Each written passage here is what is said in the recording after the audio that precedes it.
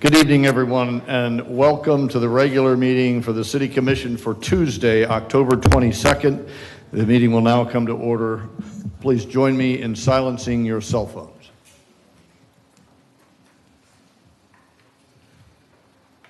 Madam City Clerk, please call the roll. Mayor Cleveland. Here. Vice Mayor Perrine. Here. Commissioner Hartman. Present. Commissioner Martin. Present. Commissioner McGurk. Here. Thank you.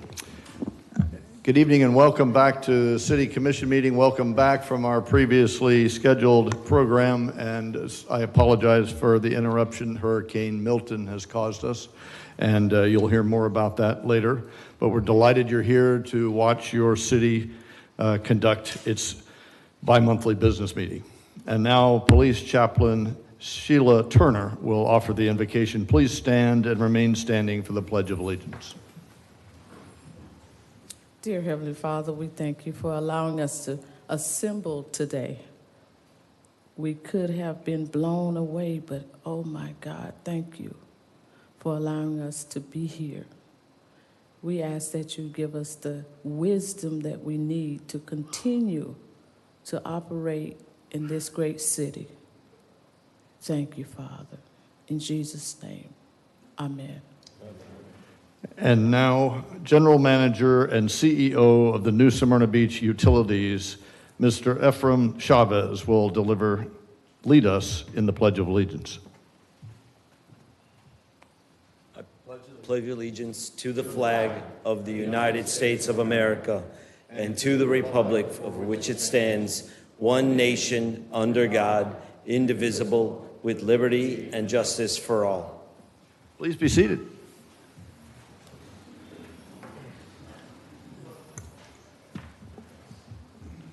I see standing room only. If there's a seat open next to you, please raise your hand. All right. Full house. Thank you for coming. Mr. City Manager, any changes to the published agenda? Yes, sir. Just a quick note. We do have an addition of an item to waive any permit fees for hurricane-related damage. That will be on your agenda as item 9A. Thank you, sir. Yes, thank you. Item 9A has been added. It is going to be a consideration of an emergency ordinance which would temporarily waive any permit fees, certain permit fees required for repair and damage caused by the hurricane. And that's the only change, sir, right? Yes, sir. Okay, just draw your attention to one meeting this month. So you see many of us have our pink breast cancer awareness emblems on. So I want to draw that to the public's attention. In fact, even our police chief, Chief Feldman, has a pink badge from the city of New Smyrna Beach, just to make sure. And the fire department is selling pink out shirts at Station 50. So if you're interested in increasing breast cancer awareness, that's your announcement. Also, for those of you who are interested in the voting, New Smyrna has led the county to date, 2 days of voting, with a total of 3,831 voters at early voting. We had 2,078 yesterday and 1,744 today. Congratulations for doing your civic duty. At this time, I would like to invite Leisure Services Director Rob Salazar, our Economic Task Force member Jess Romero, and the CEO of the NSB Utilities, Mr. Ephraim Chavez, to the podium, along with the Commission, to accept this proclamation.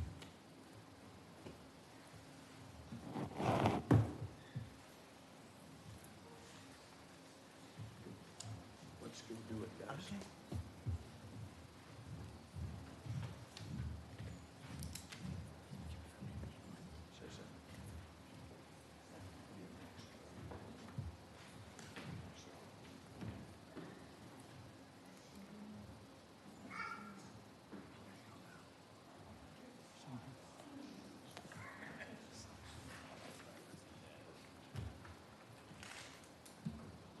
The City of New Smyrna Beach Proclamation, National Hispanic Heritage Month, September 15th through October 15th.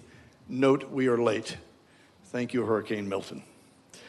Whereas each year, Americans observe National Hispanic and Latino American Heritage Month from September 15th to October 15th by celebrating histories, culture, and contribution of American citizens whose ancestors came from Spain, Mexico, the Caribbean, and Central and South America. And whereas the National Hispanic Heritage and Latino American Heritage Month recognizes the impact and achievements made by Hispanic and Latino citizens on state, local, and national levels. And whereas New Smyrna Beach proudly recognizes Hispanic and Latino Americans who live within New Smyrna Beach community and work as healthcare professionals, educators, first responders, authors, community leaders, journalists, entertainers, and more. And whereas the Hispanic population is the fastest growing demographic in Florida, and New Smyrna Beach is home to more than 1,000 Hispanic and Latino residents. And whereas we honor and respect the resilience of the Hispanic and Latino Americans who have persisted through centuries of discrimination to lead and overcome obstacles before them. Now, therefore, I, Fred E. Cleveland, Mayor of the City of New Smyrna Beach, do hereby proclaim September 15th through October 15th as National Hispanic Heritage Month in the City of New Smyrna Beach and call upon the public officials, educators, librarians, and all citizens to observe this month with appropriate ceremonies, activities, and programs, in witness whereof I have hereunto set my hand and caused the seal of the City of New Smyrna Beach to be affixed this 22nd day of September 2024. I've signed it as your mayor. Congratulations, guys.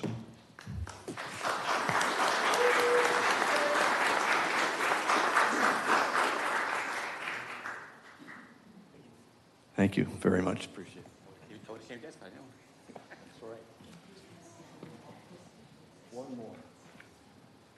One more, folks.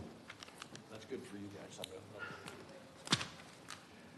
And now if Mr. Cowper, our city manager, would join us at the podium.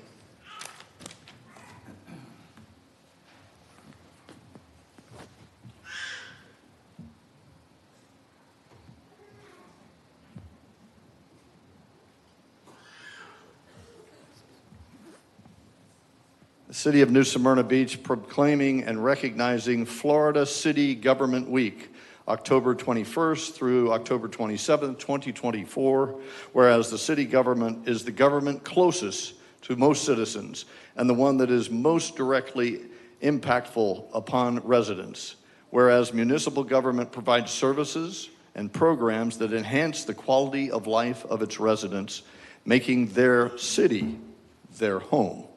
And whereas city government is administered for and by its citizens and is dependent upon public commitment to and understanding of its many responsibilities. And whereas city government officials and employees share in the responsibility to pass along the understanding of public services that benefit their citizens. And whereas Florida City Government Week offers an important opportunity for elected officials and city staff to spread the word to all citizens of Florida that they can shape and influence this branch of government.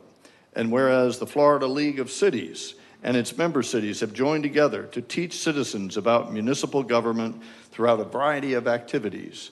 Now, therefore, I, Fred E. Cleveland, Mayor of the City of New Smyrna Beach, do hereby proclaim October 21st through October 27th as Florida City Government Week in the City of New Smyrna Beach, and encourage all citizens, officials, and employees to participate in events that recognize and celebrate Florida City Government Week. In witness whereof, I have hereunto set my hand this and caused the seal of the City of New Smyrna Beach to be affixed this 22nd day of October 2024. I've signed it as your mayor. Thank you, Mr. Cowper.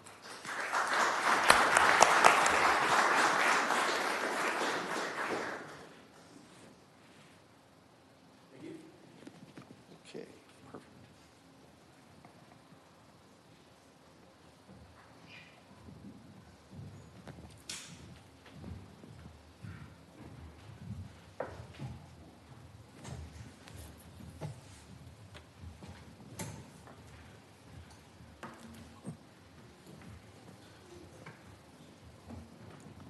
And now at this time, I'd like to invite our senior planner, Mr. Bob Mathan, to the podium to outline a presentation.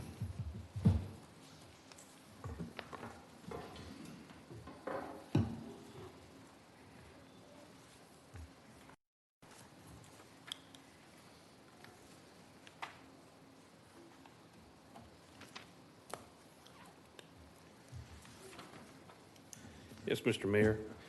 So the city has created the Historic Preservation Award Program back in 2002, and in 2009, the award program was renamed in memory of Donna Dean Miller, who was an active volunteer and a member of the community. Ms. Miller served as the chair of the Historic Preservation Commission, and she also worked as an amateur archaeologist and participated in numerous other historic preservation events and activities. So awards are given annually to one residential and one non-residential property that promotes the pride in the city's past and increases awareness and appreciation for buildings that contribute to the history and the character of the New Smyrna Beach. Buildings that are 50 years old or older, or sites that are associated with a historic event, are eligible for this award. The residential award will be given at a later date. That applicant was not able to attend tonight, so we're going to do for the non-residential or the commercial award. So I'd like to invite the mayor and the vice mayor and the commissioners to the podium for that presentation. I'd also like to invite Terry and Virginia Stevens to the podium, as they have been chosen as the Donna Dean Miller Preservation Award winner for the category of non-residential for their motel that's located at 423 Flagler Avenue. And ladies and gentlemen, you might know Terry and Jenny Stevens as the owners and operators of the Seahorse Inn at the east end of Flagler.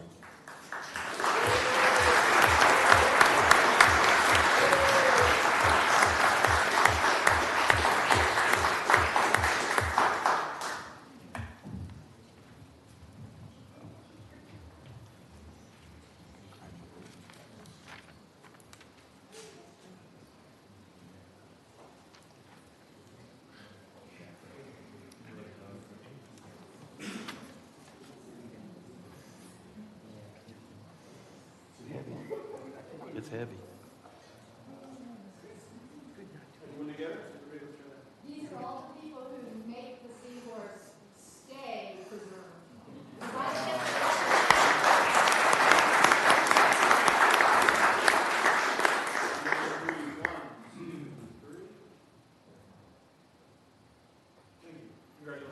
Thank you. Thank you, sir.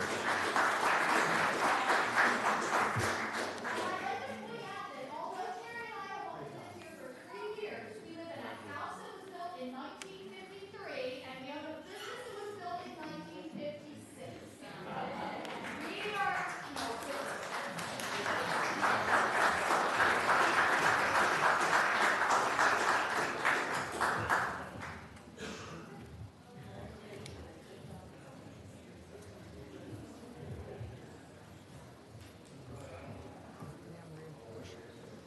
We're off to a great start to celebrate all things good about our town. Congratulations to Terry and Jenny and the wonderful work they're doing at the Seahorse Inn to preserve the heritage of our awesome, awesome city.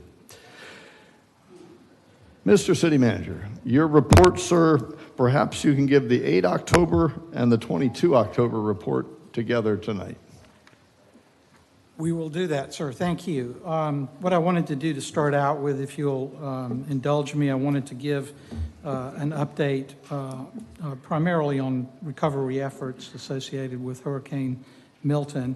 And I'd like at this time to call upon the New Smyrna Beach Utilities Executive Director, Efren Chavez, to give us a quick update on their activities.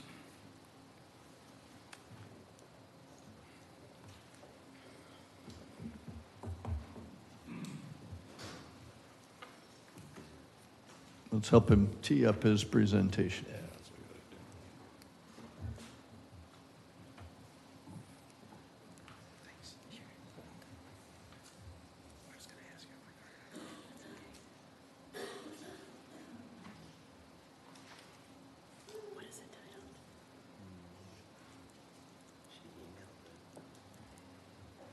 Is it capital improvement project?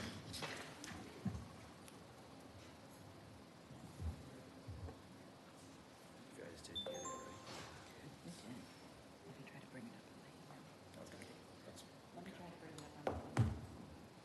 Sorry.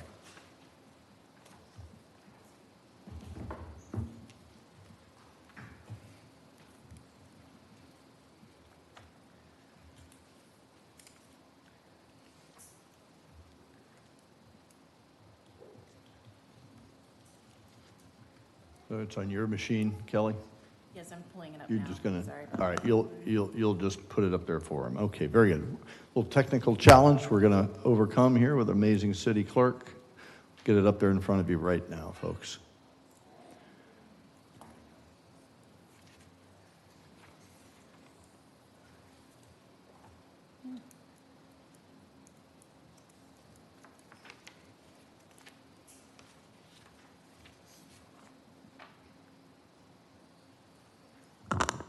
I'm sorry for the inconvenience. As you can see up on the screen, there's an error message on the bottom that the message can't be displayed right now. Do you need a hard copy to go through? No, I got it. All right. Our apologies, we'll make these hard copies, we'll make these available to you on the city link. For those of you who cannot see the presentation, is available on the city website. So please take advantage of it. It's a good story to know.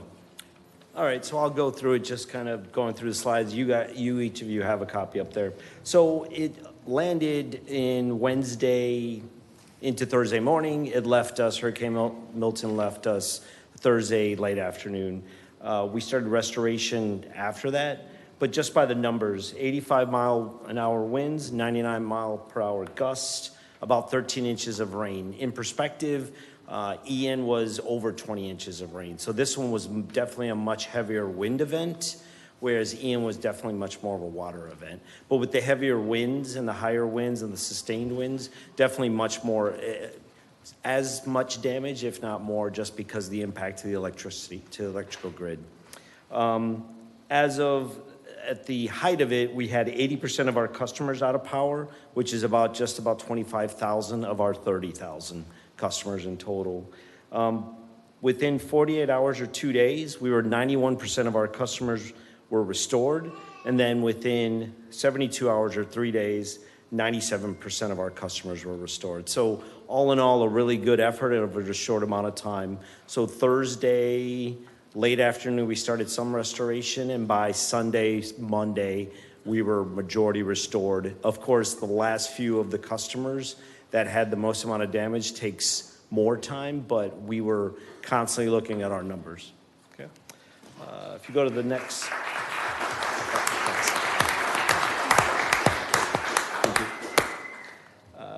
We did have 79 total mutual aid support from other utilities, North Carolina, Alabama, Iowa, Fairhope, Alabama, Muscatine, Iowa, and Cedar Falls, Iowa. We also had help from FPL and JEA. So FPL and JEA both provided some materials. FPL actually provided some drone patrols for our overhead transmission that we couldn't get to, which was very helpful.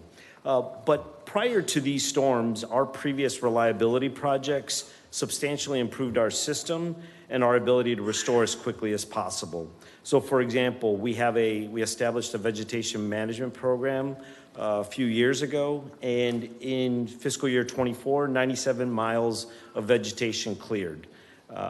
We installed a 3-way transmission tie switch. We did lose a portion of our transmission line, but we were able to transfer 100% of those customers that were on that line to other lines by the very fact of that 3-way transmission tie switch that we installed in fiscal year 21. So while we were doing those repairs, all of those customers were maintained in power.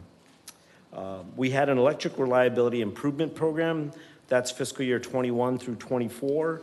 We had 198 trip savers, 55 reclosers. Trip savers and reclosers are pieces of equipment that help us restore quickly and to isolate the area of where the outage is and restore everyone else. So the approach is called isolate and restore. So that's kind of how we're looking at it constantly. On the water side, we had lift station upgrades throughout our service territory, which that helps us to manage all that stormwater as well as the wastewater that we're processing. So, and hence, no spills. And lastly, for the water side, we had generators and bypass pumps that we've placed throughout the system. So I'm on slide 7 if you're there. So from a pre-storm planning, we had team communication that we've set up for internal and external, logistics, preparation, FEMA reporting and timesheets, and then we use a quick capture app. So for FEMA reimbursement, what we do is we capture the damage before and after, meaning before the damaged state, after the restored state. We take that. That helps in our reimbursement through FEMA. We had trucks, our personnel riding with the mutual aid. We coordinated with the city as well to ensure timing. So we've been, as we did in prior storms, met with the city.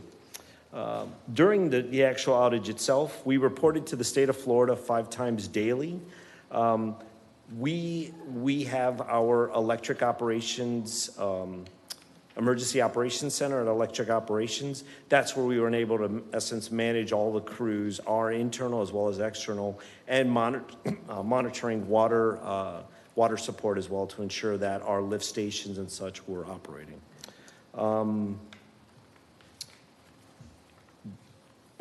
We had twice daily Teams meetings to ensure that we were monitoring where we were at in the restoration process, as well as making sure that everything's proceeding as planned.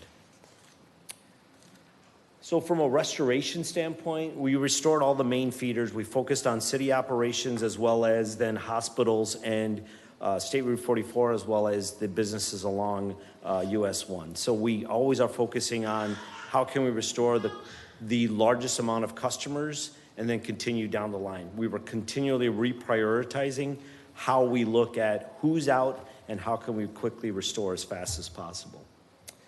We did maintain 24/7 coverage, but at the same time made sure that those shifts were 16-hour shifts to ensure safety.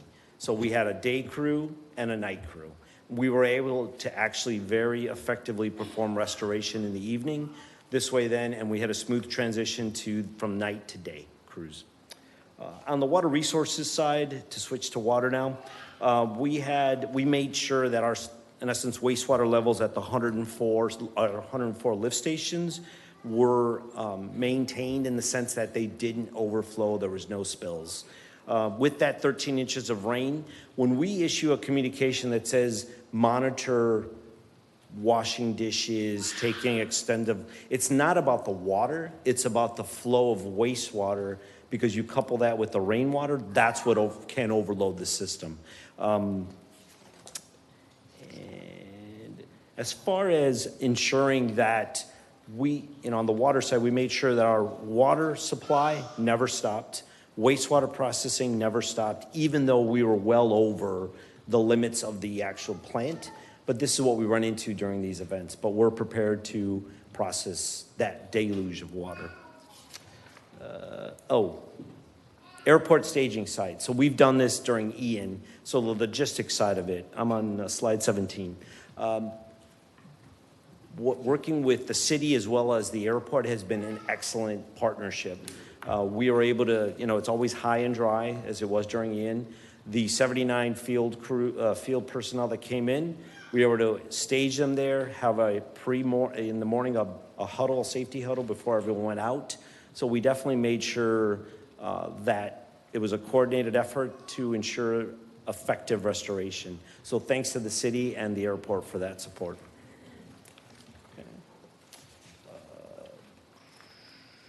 Customer service and communication. So 2 days prior to the storm, so I'm on slide 20, 2 days prior to the storm, we made sure that we had communications telling our residents and customers to ensure that they're prepared, take those measures now before the storm hits.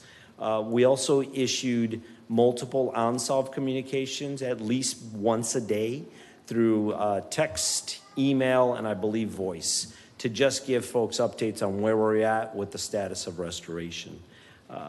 We also staffed our customer service folks.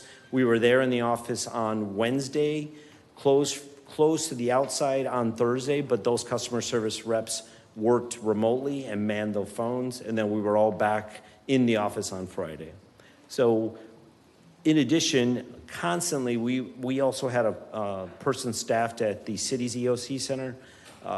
Last event I did it. This year I had one of our accountants there, but great coordination with David Ray, Public Works, Eric, Dan and Sean, Fire. It was an excellent, we were in constant communication, helping each other out. So it's really, thanks for the support from the airport and the city personnel. And then as this will be posted, we posted a lot of the customer feedback, a lot of good, positive notes. We are getting actually cards and letters also in the mail, expressing their support and thanking us for, these events occur, but we do our best to try to prepare and execute as quickly and as safely as possible. So I'll pause there, but that's in essence the sum of the. Excellent. Any questions or comments from my colleagues? Yes, sir. Thank you, Mayor. Efren, great job. Great job to your staff. Thank you. And thank you for the presentation tonight. Quick question. In terms of my evaluation around the town is there weren't a lot of lines down, but it seems what happened was out west a little bit, there were a lot of trees. What was the main factor of the power being taken out? Is it trees? It's trees, it's lines coming down with the extreme winds. You won't see necessarily all the time that a tree, but it could be wires down. It's any number of items. On the underground side, we had a number of poles, and if you look in your presentation, you can see the damage and the debris. A lot of times as well, for example, the mobile station next to Walmart, that roof flew into our lines and took out the lines. So even though you don't see, tons of, there is still damage that are behind right-of-ways and such that you don't always have clear visibility to. Well, what impressed me was this is probably the highest winds we've had of all the storms we've had over the past 10 years. Yeah. And what I didn't see were a lot of lines down, a lot of broken telephone poles, other than when a big tree came and took them out. So I think that the capital improvements you have been doing at the UC there for years now has been tremendous and helped greatly in the structure and infrastructure of our utility system. So thank you, and keep up the good work. Thank you. Vice Mayor. Thank you, Efren, for all your work, No and problem. we really appreciate your presentation. The majority of the questions that I've had given to me is they want to know what the joint efforts and collaborations are to trim the trees, to keep them out of the power lines, and how do you work with city staff to make sure that that's not what's causing our power lines to go down? So the way it works, we have, as it relates to I know Kevin, the city manager, had sent me an email. There is city statutes as it relates to, trees and what type of tree and such. Our vegetation management is solely focused on ensuring that the trees are out of the way of power lines, transmission lines, distribution lines. We take care of that. So for example, in my presentation, we did 94 miles in fiscal year 24. Asplin is we have a dedicated tree crew year round, and we've had that contract in 3-4 years.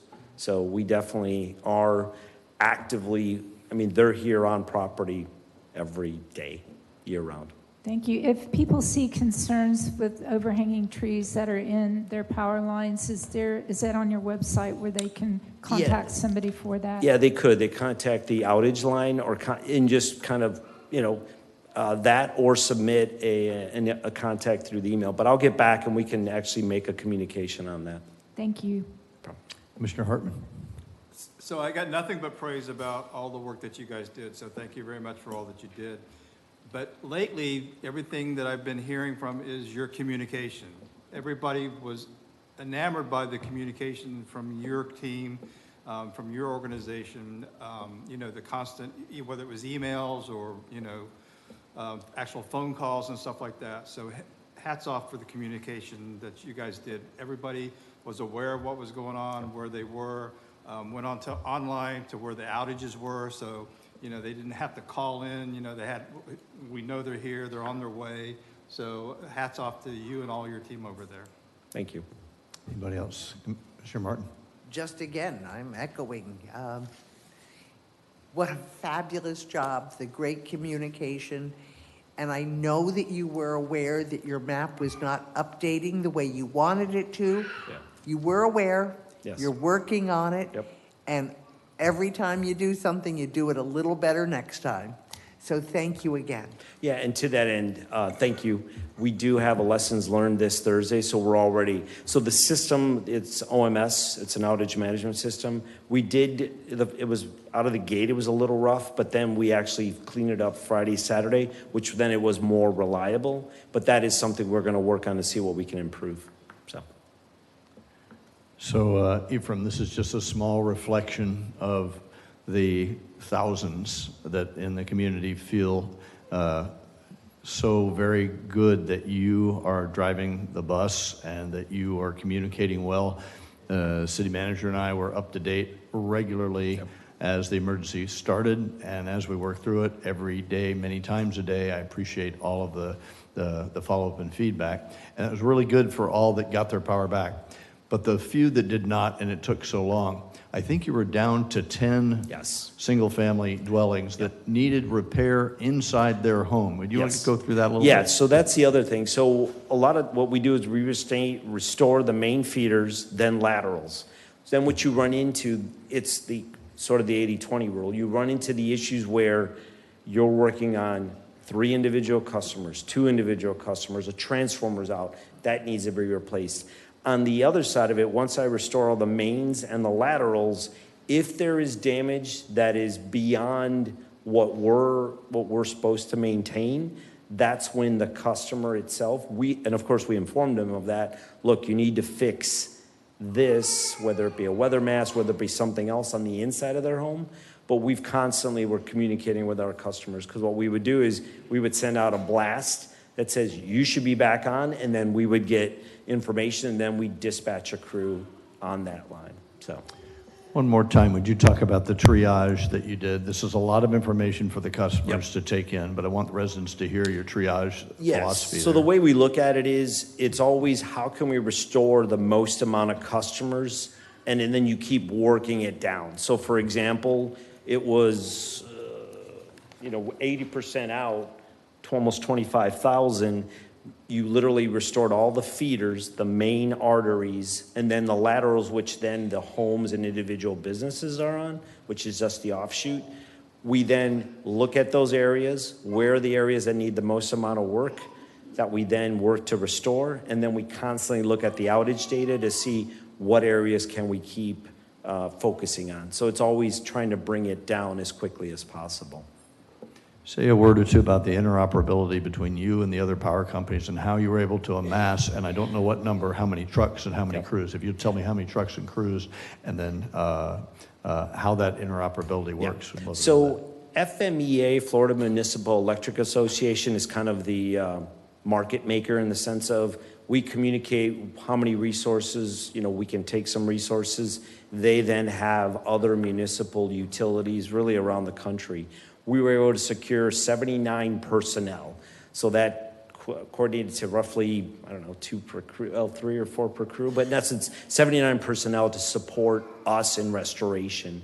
And that's how we were able to actually continue to move as quickly as possible, because you have that many more crews running around because they bring their equipment. Excellent. You taught me a lot about feeders and laterals. There are folks in Coastal Woods that said, hey, our power's underground. How come we were out? So with Coastal Woods, and this was one we hit on right away, it's an underground system, but you have distribution poles above ground.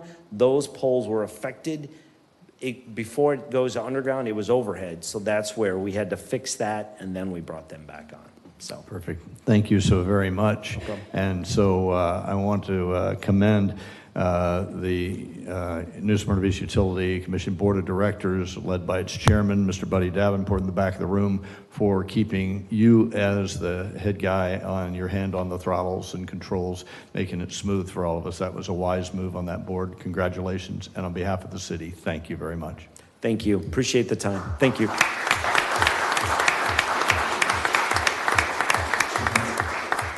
Thank you. Next, I'd like to call on Maintenance Ops Director David Ray to give us an update on debris removal. David?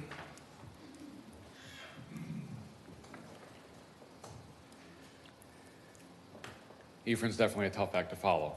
I don't know, David, you're pretty slick. I won't go into the wins. Efren covered that, but to give a little backstory, prior to the storm, a couple of things that we do is, obviously we had the sandbag site. We passed out over 70,000 sandbags. We had over 400 loads of sand brought in as part of that as well. Part of the things we do is we lock down all the parks. We remove all the sail shades, especially when we're expecting the wind that we ended up getting. We pre-stage all of our pumps that we need to pre-stage. We have our barricades ready. Our portable pumps are ready, gassed up, ready to go. We have 2 teams of 3 crew members that stay overnight at the various fire stations to respond to any emergencies during overnight or at any point during the storm. On Thursday, after the storm passed, once the winds dropped to a safe level, we immediately activated all of our maintenance ops staff, and by 1 p.m. on Thursday, we were focused on our first push priorities.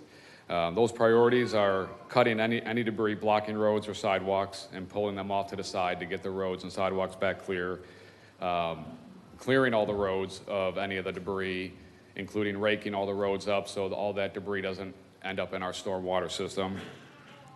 We cut, remove debris, and pile it up from all of our city facilities and parks. We reopen all the parks, reopen the bathrooms, things of that nature. We check and refueling all of our remote pumps. We also are noting any roads that are submerged or unpassable roadways. One thing we created this year is we have a new system. It's a GIS-based map that we're able to pin any tree that was blocking a road, any road that had water on it, any damage that we saw, or any issues that we had within maintenance ops. We're able to pin that, and we can go back to that at any point. And when it's cleared, we can also put clear on it, so we know that our staff has removed that barrier. After we did our first pass, we started opening up our DMS site. We did open up the citizen drop-off site on the 13th, on that Sunday. To date, we've had over 400 residents drop off debris, both C&D and vegetative debris. Our hauler started yesterday. As you may or may not be aware, there's a bidding war for the haulers and all of the subs that all the debris haulers use. I wanted to give a shout out to our debris hauler, Phillips & Jordan, and who they partnered with. They partnered with a local company that could have ran and grabbed higher dollars. They decided to honor the contract that we have with them, and they're a homegrown. They're actually based right out of New Smyrna. They have a home right here in New Smyrna, so they are taking care of their home city before they send their trucks out to the Gulf Coast or North Carolina or Tennessee or anything like that. So they are taking care of their home, and they actually are bringing in another truck. He's on his way down from Wisconsin as we speak, because they also have a home base based in Wisconsin. So a huge shout out to DTAC for taking care of their home city first. We split the city into 4 zones, so we have trucks going, whether the debris hauler trucks and our trucks are going in every single zone in the city to methodically go through every street. With our DMS site for both C&D and veg, it saves us right now. If you go to the landfill, whether it be for our general weekly waste pro or with the debris haulers, you're looking at a 4-hour turnaround time to get to the waste pro, wait in that line, and then get the trucks back to your city. With our DMS site available, our turnaround time is 35 to 40 minutes. So the trucks are able to make so many more passes throughout the day through their 10, 12-hour days.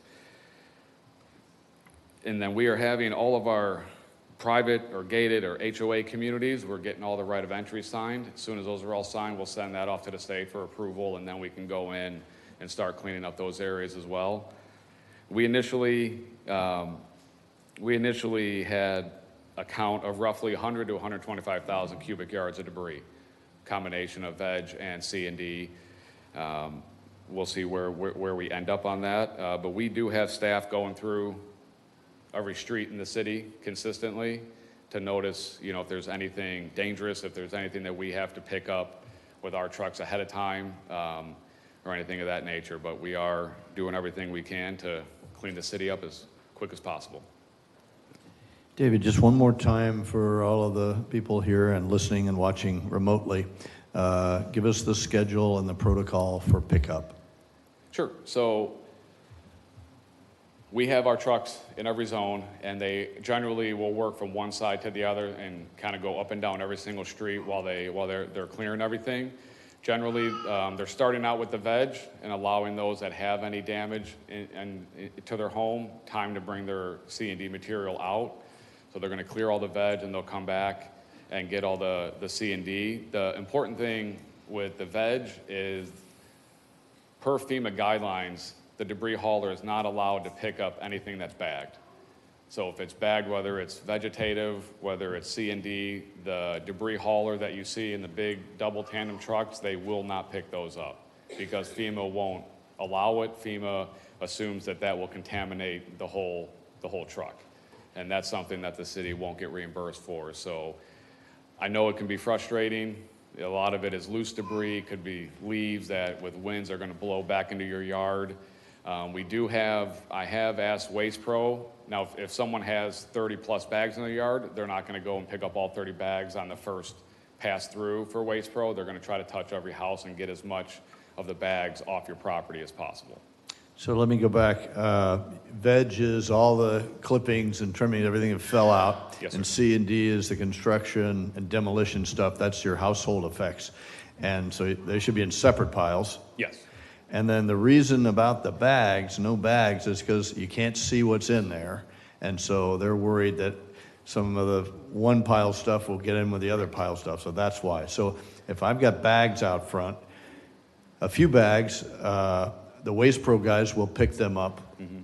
If you call, do you have to call them ahead of time, or they just pick them up on their regular round? How will that work? We have asked them to just go do their regular route, Okay. and as they see bags. And so a few bags, but if you have many bags, your advice, slit the bag and Correct. take it out. Now, if somebody says, I don't want to have it blowing around, can they get it, put it in a truck and take it to the site? Yes, sir. Where's the site? It's at 495 Industrial Park. 495 Industrial, so it's out by the airport there, Yes. just like it was before. Okay, really good. And how many passes do you expect the FEMA funded trucks to make? I know in previous storms, we did a lot of runs. Yeah. I think your plan this time is not to have that many runs, right? Yeah, we're not going to have that many runs. A lot of it's going to be based on after the first. We're trying to make a clean first pass between the FEMA trucks and our trucks, and then if we need to, what we plan on doing is we call it a hot shot. After that, where it won't be a full second pass, we'll go through and we'll find where all the hotspot areas are, and we'll put those on our map, and then we'll have the FEMA trucks go and pick those up for the spots, essentially. Perfect. Anything else for us? No, sir? Would you comment on storm drains? I know you did tell the folks what you did before the storm to make sure the storm drain functioned, and now that things have blown around and stuff got soggy, those storm drains are being covered back up. So tell us what the plan is. Sure. So prior to the storm, and really all year long, we're consistently going into the storm drains, and we're checking to see if there's any blockage or anything along those lines. We do have some VACons that will go and we'll suck out any of the debris that's in there. One thing to note is that if the storm drain has water in it, that doesn't mean it's clogged. It could be just the water level is that high. If the water's halfway below the pipe and there's no movement, then that might be more of a signal of a clog. But just because there's water in the drain itself doesn't necessarily mean there's a clog, but we're more than happy to come and check it out as residents call and just want to confirm. Very good. There are some sites that are just horrifically still flooded and wet. David, what's your capability for pumping, and how have you done any of that stuff in many of the low-lying areas? We have pumped, and after we get a storm of the amount of inches that we receive, the biggest issue that we have is where do we pump that water to? We can potentially cure one problem, but flood another area. So it's really finding a spot that we can pump the water to that is the biggest concern and the biggest aspect that we're looking at when we stage any portable pump in any area. Okay. Any questions by my colleagues? Yes, ma'am. Commissioner Perrine. David, thank you for all your work. I know I bugged you to death before the hurricane hit. I drove around our Zone 1 taking photos of all the drains, the storm drains, and I sent a lot of them to you and the manager. I was really worried. The thing that I worried the most about was several days before the hurricane even hit, I took a lot of pictures of drains that the water was at the top of the drain. There wasn't any clogs and the water didn't seem to be moving. And we just had so much rain. And we finally had a day before the hurricane hit that was sunny, and I saw some of it dissipate, but I was really nervous. I know Ephraim shows 13 inches of rain here. We had 20 at the one that the 900 or 850 homes flooded. But does that 13 inches include all the rain that we got prior to the hurricane hitting? No, and that's another thing to note too. So all of September, I think we had somewhere between 11 and 13 inches of rain. So we had a month worth of rain in one day, essentially. So it was really scary for me because everywhere I drove, I kept seeing the drains full.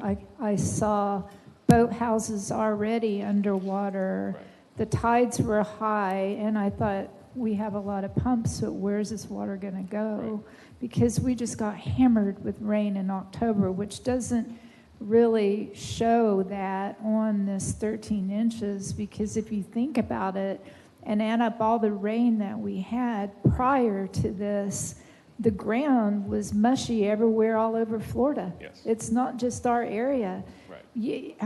I read the newspaper. You know, every city in Florida was oversaturated with rain in October. And I was really praying a lot because this really scared me. And I'm grateful that it didn't hit us head on like the other coast. But it was really scary because the amount of rainfall that we had for the whole month of October doesn't reflect in this. But I just want to thank you because I was out trying to clean out the drains myself. You guys did a fabulous job, and I know I bugged you to death with all the drains around, and I just appreciate you commenting on that because I was worried, and I don't know what you can do about that when that happens other than what you guys did, try to keep them clean. And I had a neighbor, I just have to tell you this, that stayed up all night long making sure the drain on Faulkner was clear. Yeah. You know, and he just kept going out there in his raincoat, moving debris out of it. It was scary. Yeah. Commissioner McGurk.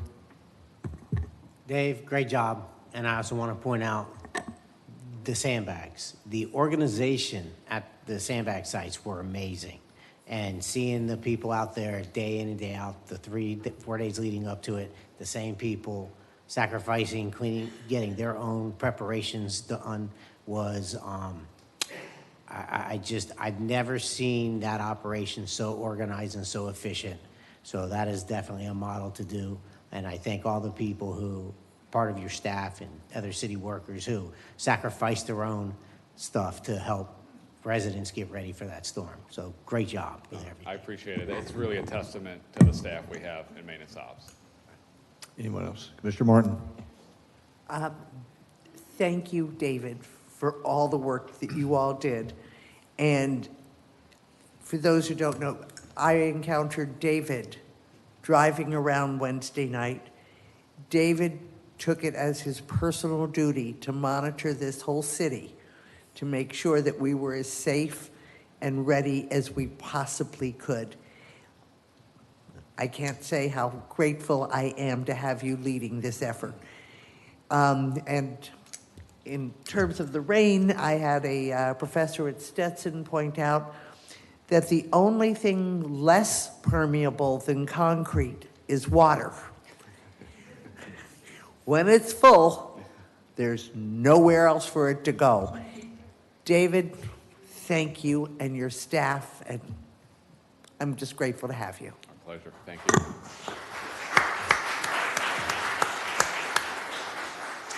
Well done, Director Ray. And for those that were near flooding, you probably saved them. There's a tremendous amount of our town that didn't get saved, and we need to use Mr. Fegley and the engineering team and the studies that we're doing to resolve that, because there's a good portion that you weren't able to prevent this from happening. So whether it be development, building, or the like, there is an engineering solution. But as you point out, when the reservoirs are full, they're full. Maybe between you, the city manager, and the city engineer, you can talk to us about, we've got these reservoirs, right? We've got these holding tanks that are in the ground, they're natural swales and what have you. Do you ever consider, do they get pumped out ahead of time in anticipation? What kind of prep is possible for, we know it's coming and we know it was soggy before, so were we able to pump those out ahead of time? And like you, I don't know where to do it. I'm a novice at this, but maybe you can enlighten us on that. Sure. So any of the areas that we can pump out that aren't tidal influenced, we will try to lower it and get it as low as possible. Even around some of our permanent pumps, we'll try to lower the boxes and get as much water out. It's the ones that are more tidal influenced that cause more of an issue for us. But anything that's not directly tied to the tide, we're able to really pump down or suck out with our VACCONs. Really good. Again, thank you very much. I appreciate your very thorough report. Congratulations. Appreciate Mayor, it. just as a note, I got a tour of the sandbag machine and the storage of all the sandbags, and it was quite interesting. So if you haven't been out there yet, you need to kind of schedule that, because it's quite unique how all year long they'll fill sandbags and then store them to a certain capacity, and then they're ready to go as soon as something like this happens. So it was really pretty amazing that, the forethought that goes into this, like even in June and July. So, they were well prepared. Thank you. Thank you. Thank you, David. Thanks, David. Yes, sir. If I may continue, I'd like to call on City Engineer Kyle Fegley to give us an update on some of the capital stormwater projects that we're working on. Kyle? Door number 2. All right. So much for best for last, right? We have great hope that you've got some great insight for us, Kyle, on the engineering solutions that will get us out of where we've been for a long time.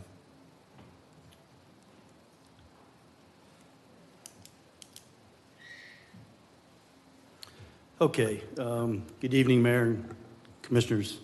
What I would like to do this evening is talk about 3 significant stormwater drainage improvement projects, as well as substantial dredging projects that are either underway or close to starting. So I'd like to begin with Corbin Park, if you have that.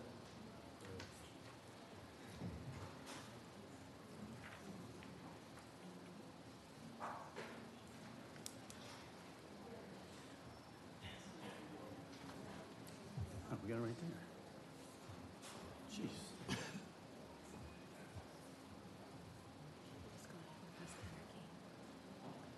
Okay. Okay, for the benefit of those who aren't familiar with the project area, basically in Encompass is, the project limits are 44 to the north. The Turnbull Creek is on the east side, goes all the way down to Magnolia Drive within that subdivision, and then heads north again along Bolton, up along the west side of Hidden Pines, back up to State Road 44. The project was moving along quite steadily, and recently we encountered a slight setback with one of the discharge locations. It was one of the key components. We found out that Burma Road, east of Walker intersection, is actually private. So we don't have rights of way like we do the rest of the project area. So in not being able to attain an easement from those property owners, we moved forward, and last week directed our design consultant to move ahead with realigning that outfall to go north on Walker and then discharge directly into the creek. Obviously, that's going to take some additional survey work, locates underground utilities, et cetera. So it's a slight setback, but we're putting a push on it. It's probably going to be another 30 days, 90 days setback to complete that work. Other concerns with the project, we're meeting with NSBU installation of the actual drainage infrastructure, specifically the pipe. When you put it beside a power pole, you typically have to hold the pole. Due to limited right-of-way and no easements, it's almost possible to hold the poles. So in lieu of redesigning the whole distribution electrical system, which would be cost prohibitive, we're right now looking at using some type of helical anchor to stabilize those poles, install the infrastructure, and move forward. It seems to be the quickest and most feasible way to move forward. With regard to funding, just like everything, the costs are escalating. This is a couple $1 million projects. Now it's up to about $8 million. So we have applied for the Transform 386 grant through Volusia County.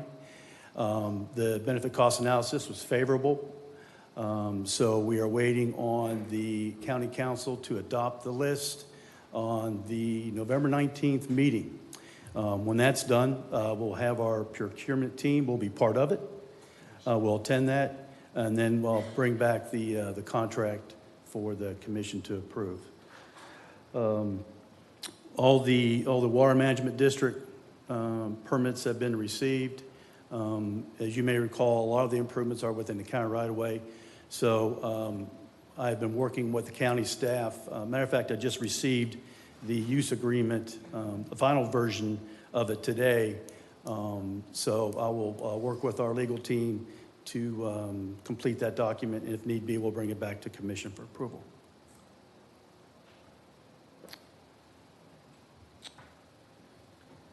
All right, with all these administrative items and redesign and so forth, we anticipate completing all that work this calendar year. That's really the key, is to get this project out to bid, right? So we plan on having all these agreements, having all the grant funding in place. You can't start construction without having it's either a subrecipient agreement or it's a contract. So we'll have everything in place, and then we'll be able to put this out to bid early 2025. And then hopefully start in the spring of 2025. Obviously, you have to go through the advertisement phase and selection. And if bids come in within the budget, then we can award it. So that is our goal, to get this going in spring of 2025. The historic west side,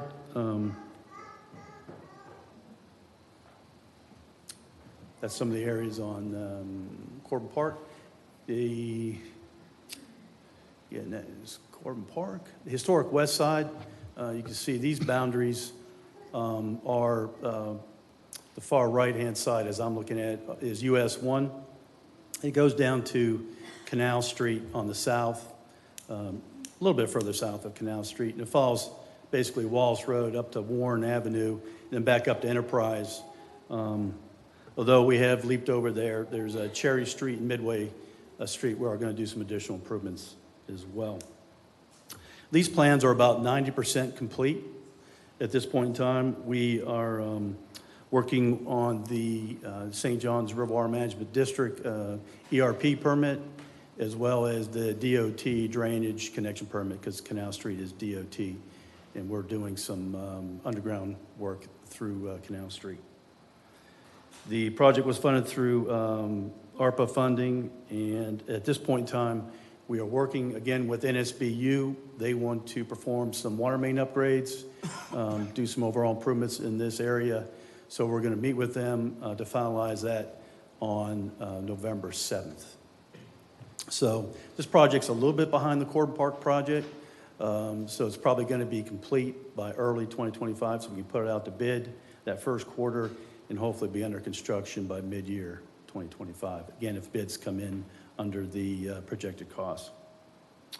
The last or third project is the North Atlantic Drainage Improvement Project.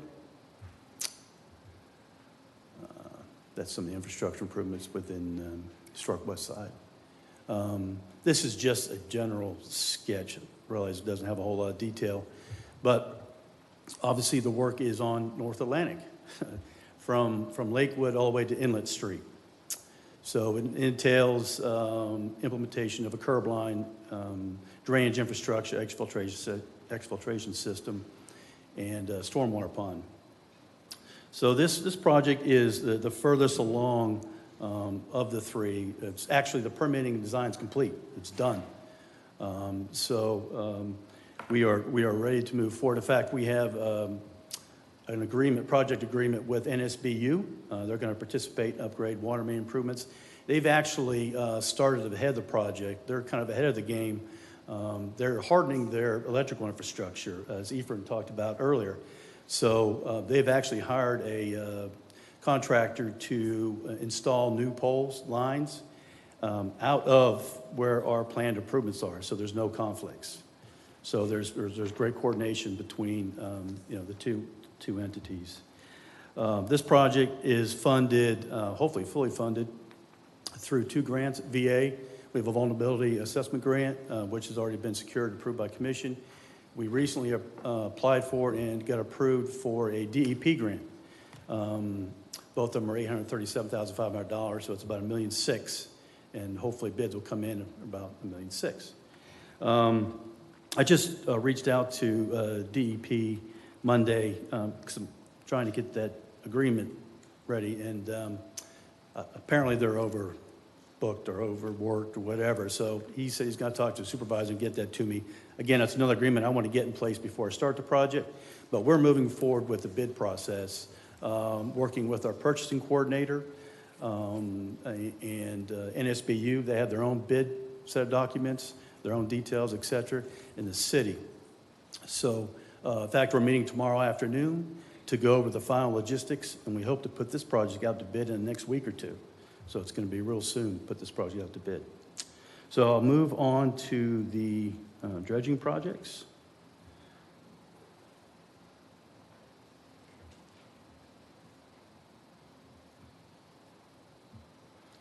Let's see here. The first project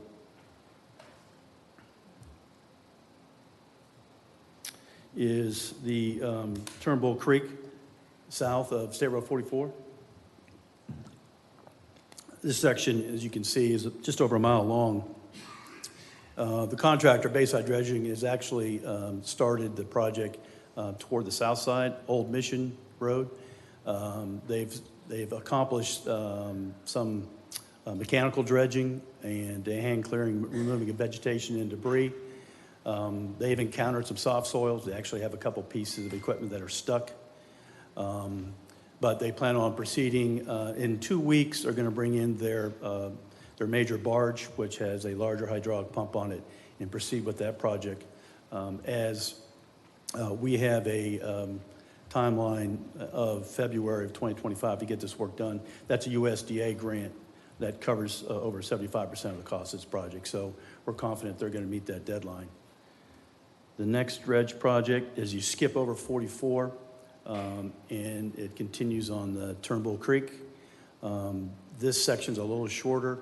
It starts at our, we have the multi-use trail, which is the UC major electrical corridor, and it goes south to Jungle Road. This section of canals, currently we're working with DEP, working on permitting process at this point in time. It's a water quality issue. So we've got our environmentalists on board. It discharges, it's in an impaired water body. It's impaired for nutrients and dissolved oxygen. So we just have to make sure they're informed that this is not going to create any adversarial conditions for that water column as it discharges. So we plan on meeting with Bayside, myself, Maintenance Ops Director.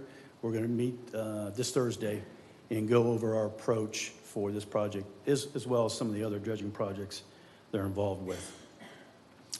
Another grant opportunity allowed us to restore the footprint of this stormwater system. It's Old Menorcan Pond.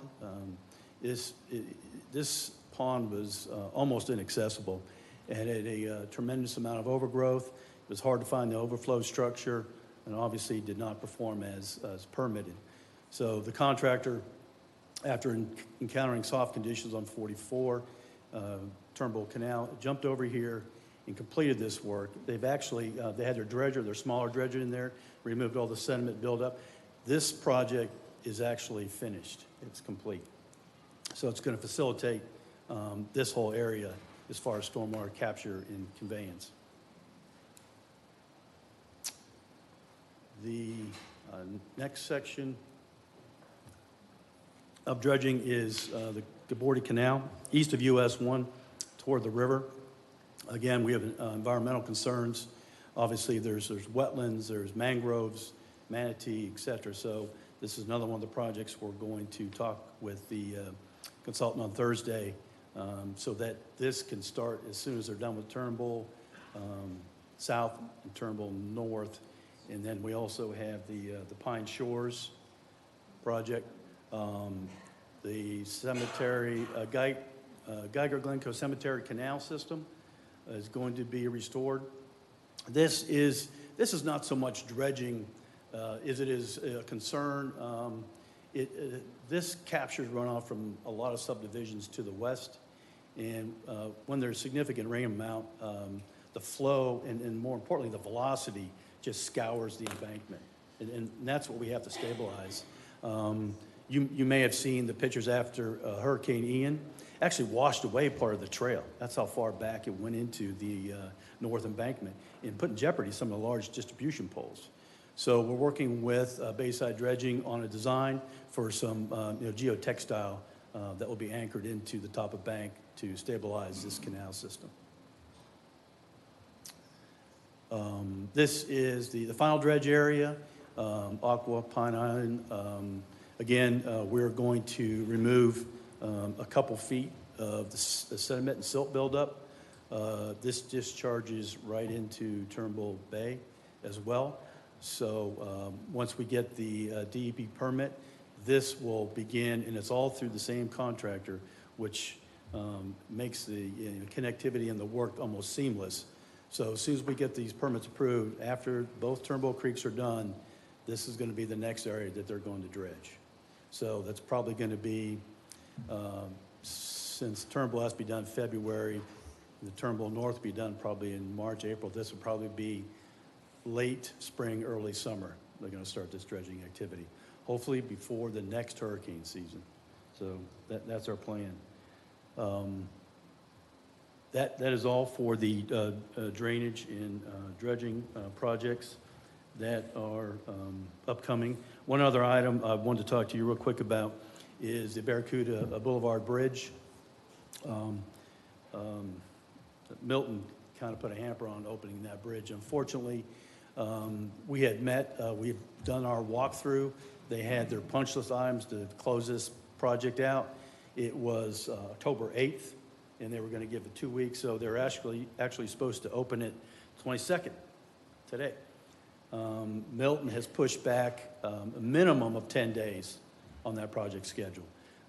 We don't have another project meeting until next week, so the new opening date is probably late this month, early November, but I don't have that date because we just don't have a progress meeting until next week. But once we know that specific date, I'll be in touch with the city manager, and then we can also get it to our PIO, and we can blast it out accordingly.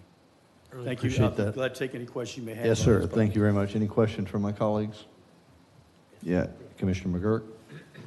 Kyle, thank you for that in-depth presentation. A lot of good dredging going on. Here's my question. We're hitting a lot of the little creeks that have built up sediment south of where Turnbull Bay opens up. The Turnbull Bay, not the entire watershed, but that whole Turnbull Bay.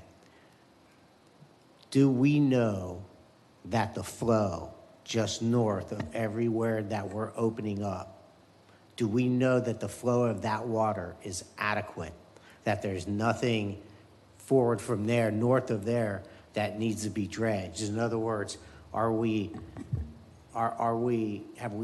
done any kind of analysis to know if that portion that we're going to open up these canals so there's better flow in these canals dumping into the Turnbull Canal, is the Turnbull Canal flowing the way it should? Has there been any, and that's a tough, big question for you. I'm not asking you to answer that tonight. I guess my question to you would be, do we know whether or not, or has there been a study done on the actual flow or capacity of the Turnbull flow? I don't know if any hydraulic analysis was done.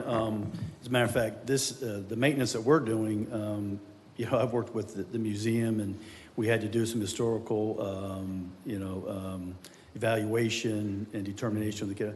This hasn't been maintained, and we talked to the residents that live along Walker. I don't think it's been dredged since 1778. That's what I'm getting. They don't know anyone that's been back there, so we're doing that. But to address your question, I've also talked to several residents and met with them in my office on the canal at the mouth where it enters the bay. Yeah. This is by the railroad trestle. This is by the yes. bridge. Yes. And there's accretion of soils up there as well. Okay. So does that impede flow? Obviously. Does that need to be removed? It would certainly help. Great. Done. You're touching on, yes, your answer touched on the bigger question, because I don't believe Samsula Canal has been widened or cleaned up since 1958. So I think this is the tip of the iceberg right. of what we need to be doing. So thank you for the presentation, and I'll have a lot of tough questions in the months coming, but I will put you on the spot. All right, Thank you. Thanks. Anybody else? I do. Yes, ma'am. A couple of questions. 3 of us have only been up here with this hurricane, and we got elected right after the last one. That was so brutal. So we kind of stepped into this without the knowledge of a lot of you. So why have these not been dredged since 1778? That's my question. Well, we typically maintain the canal systems that are part of the city's infrastructure, the known canal system. This water body is actually, a lot of these water bodies are actually waters of the state. So if we don't take the initiative to get it done, I'm not so sure that the state or any other government entity is going to get this work done. And particularly, we're doing this work without assessing any of the adjacent property owners. So we realize there's a problem. We realize, and I've had a lot of input from the area residents, and they've helped me. They've directed me toward grants. They've directed me toward backup documentation. So we just didn't go in there and dredge them because they're not even ours to dredge. They're not our property. There's no easements over these. A lot of those canals that you're talking about, it's water bodies of the state. So that's why we're dealing with them. Even on North Turnbull Creek, we're dealing with DEP. Are all of those state or county or both, or? It'd be waters of the state. All waters of the state. Second question, Barracuda Bridge. Thank you for that update. I've had a lot of calls on that, on why it's taken 22 months on that. The hurricane was just recent, and Fifth Street Bridge is already almost done. And it's been less than a year for it, but 22, 23 months for Barracuda. Please explain the differences and what caused that major delay on Barracuda. Well, it's a good point. And Fifth Street, we're managing it directly. There's another party that manages the Barracuda Bridge. And in Fifth Street, we even had a temporary bridge and installed that and did the permanent bridge within the same time frame. But the Barracuda Bridge, in the initial stages, had some, it had the bulkhead. There's a seawall that's around it. It collapsed. It completely failed. And we we knew that. We going in, it was like, you guys want to take a look at this. And that failed at the very beginning of the project. Well, that's not a very good time for it to fail. So then you have to go back. You have to design a new system, and then you have to find, it was $1.2 million extra just to get that installed. So that was a significant setback. How long do you think that took just from that occurrence? Oh, boy. Probably 6 months. Okay. Yeah, because you have to do geotechnical, then there's the installation, the type of material all has to meet the product. There's a CPAM, it's all these acronyms of DOT. You have to follow all their guidelines because there's federal monies involved. One last question. This is about Pine Island. I believe a resident of Pine Island told me that there's about 12 homes that flooded this time. Let's say I lived in Pine Island and I've flooded not once but twice. Tell me what is next for them. Do they wait to see if this works? Do they try to get assistance with the program to, like some of the other homes on Sunset, to lift? What do you recommend these people do that have flooded not once but twice, some 3 times? Is these things that you just told us on this, is this going to stop those homes from flooding? Because I know that every person that have had that happen, they want to know, what's this going to do for me? Yeah, the dredging will help the conveyance. It doesn't really help the capacity a whole lot because you're already at the normal water level. I mean, we had, even during Milton, up toward, the Islesboro subdivision, it actually went over the seawall. It went over the cap. So there's nothing you could do. It's actually into the streets, and there was houses that had over a foot of water in them already. So the stormwater system is already designed to hold X amount of water. If you have wet conditions, which were mentioned before, so your antecedent conditions, your conditions prior to a storm event, have already got that pond at capacity, and then you get a 100-year pond. So then you're modeling that pond from its high stage all the way up. It's going to probably flood again. These storms seem to be more frequent and more intense. So if they want to, they can reach out. There's flood mitigation assistance grants, which are a little bit difficult to get because they're nationwide competitive. Or we can wait. I already have several homes that I have on file. I've already made a file for upcoming projects, Hurricane Helene in Milton.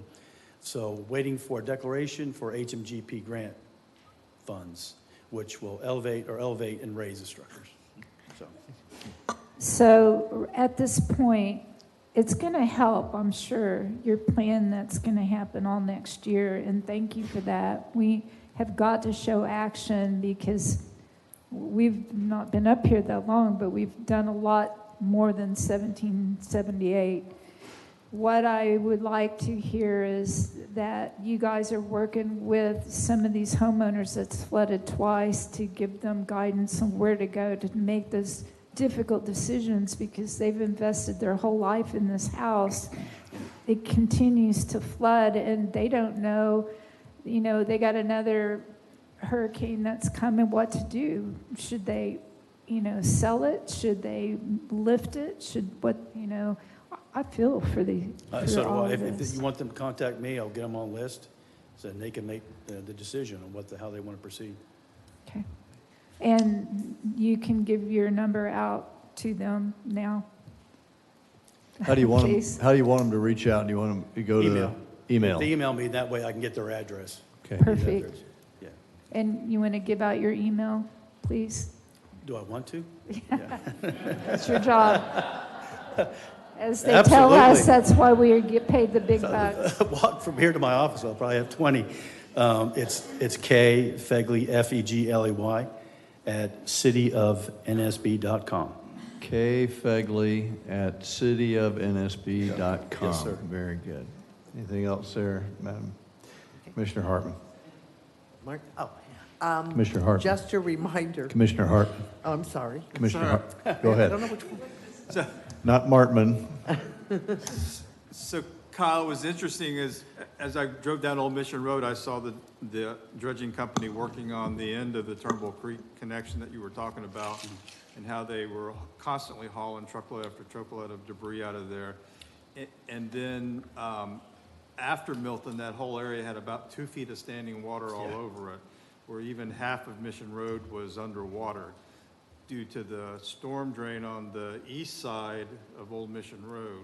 And that water stayed there for almost a week until the county showed up and actually started clearing some of the culverts, and then it rapidly went down. So are you in conversations with the county to work collaboratively on some of these projects so that you know, if we can fix it on our end, but if they're not going to maintain it or fix it on their end, it's just going to keep backing up over and over again. Oh, yeah, absolutely. I know the Road and Bridges Director, who oversees the maintenance. We know the local supervisor. David Ray knows the personnel as well.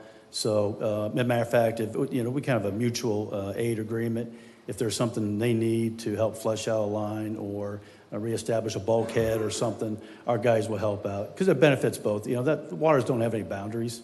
Right. So yeah, we are aware of the projects, and there's even a project that's coming up on Old Mission that's in the county. They send the plans to us, and we'll review them. Okay, So yep, I'm familiar with all the project managers in the county. thank you. Yep.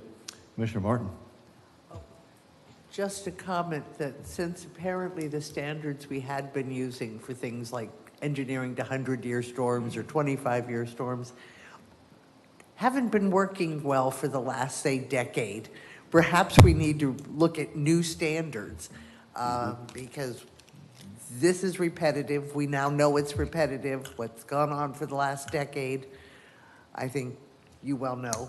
So, and just a reminder that we still haven't finished cleaning up from Hurricane Irma in 2017. So, and think of all the storms we've had since then with ongoing damage. Thank you, ma'am. Chief Flooding Officer, Chief Engineer, I'm delighted that you're on it. The comments resonate with me greatly. I don't really care about why the awakening is happened, but I'm delighted that it is. My hope and desire from a policy perspective, and if you need action by this commission, I'm sure you can get it, is that we institutionalize your activities and your outreach to the state on places where you never thought you were going to have to go, Kyle, to get permission slips to go and do the research and the dredging and the sampling and whatever, that become a drumbeat, whatever the proper interval is, and that we never let that happen again. And at the same time, back on Commissioner Perrine's point, these folks that have done this over and over again, they're done. They're worn out. This is torture. And so if we can't engineer our way through fixing that, then we ought to make a declarative statement so that that becomes an expectation rather than a gamble on their part. It's just not right, not humane for that to continue to go on. So I don't understand. I don't know exactly what the protocol is, and because it involves all the way up to the state, we need to have our position figured out, and we'll work that up through our senator and our representative in the Congress to make sure that we get our hands on the grants that are available, because they're out there. And these are not grants to remediate; these are grants to permanently fix those that part of town, those different parts of town. Specific question. On the three first projects you talked about, when will residents see dirt moving on the first three that you talked about, Kyle, in the very beginning of your pitch, those three different areas? Well, Can you estimate that for us? Sure. Based on all the bids coming in within budget, the Corbin Park, North Atlantic drainage improvements should be first. So if the bids come in November, I don't know if I'll have time to bring it to the commission. We typically only have one meeting in December. We could squeeze that in to award it. That has to get concurrence to NSBU because we're shared joint agreements, so their unit prices have to be favorable as well as ours. So at the latest, it would be the first meeting in January, and then we give the notice to proceed. So typically, they need 30 days to schedule the proper equipment and manpower. So it could be as early as February that you'll see some construction activity on North Atlantic. That's the first project. That's what we'll see first. That's one you're going to see first. All right. Correct. The second is the Corbin Park. That project's come along as well. We'll work out all the permitting design issues by the end of the year. We'll put it out to bid. Typically, it's not advantageous to put a project out to bid in November, December, because it's the holiday season. And quite frankly, we've done it, and you do not get good prices at all. their mindset's elsewhere. They're wrapping up projects. So we typically wait until the new year. Everyone starts fresh. So that's when we're going to go out to bid, 30, 45 days. Again, give them time to mobilize. So you're probably looking at April, May for Corbin. And then add another 4 to 6 months for historic. So historic's probably more late, probably August. Okay. That helps set the expectations. Tonight was a lot of information. You did a marvelous job going through and making it understandable for a lot of us. I would commend the city to have a workshop where we're not sitting up here, but Kyle's up here talking, and that people can not sign up, but they can come and listen to you go through this again, and we'll advertise it widely so those citizens who may not be in the room tonight can actually ask you specific questions about their part of town. We don't have to do it all at once. You can divide the city up into sections and do it, but I would encourage us to do it over and over again until we get the word out there to everybody. Not all the people will tune into this tonight, and it's a lot to hear. It's 8 o'clock, and we haven't just got through the very first item, the city manager's report. So you've got great stuff. I don't want to see it not get used. So your word is awesome. So we just need to spread it out. And maybe even the residents will have questions that we haven't thought of tonight that'll be particularly enlightening for the rest of us. So sure. I would encourage you, Mr. Manager, to make those workshops available. Without objection? Very good. Any other questions for our Chief Flooding Director? Yeah, just to conclude, Mayor, you know, it's clear to me as a newcomer to the community that you know, stormwater needs to be our primary focus and will be our primary focus, at least in the short term and probably in the long term.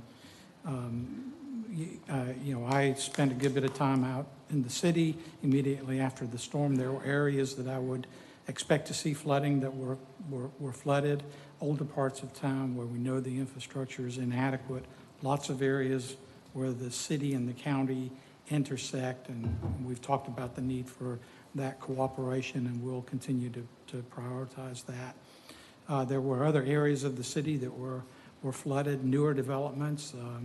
You know, personally, I found that to be very disturbing that was happening. And so we are going to be working on all fronts on this issue and make it a priority and make communication of what we're doing a priority as well. So, you know, we'll plan to do as many work sessions, workshops, public sessions as we can. As Kyle has said, he can go out and do all this engineering, but people on the ground that have that history are a real great source of information for him.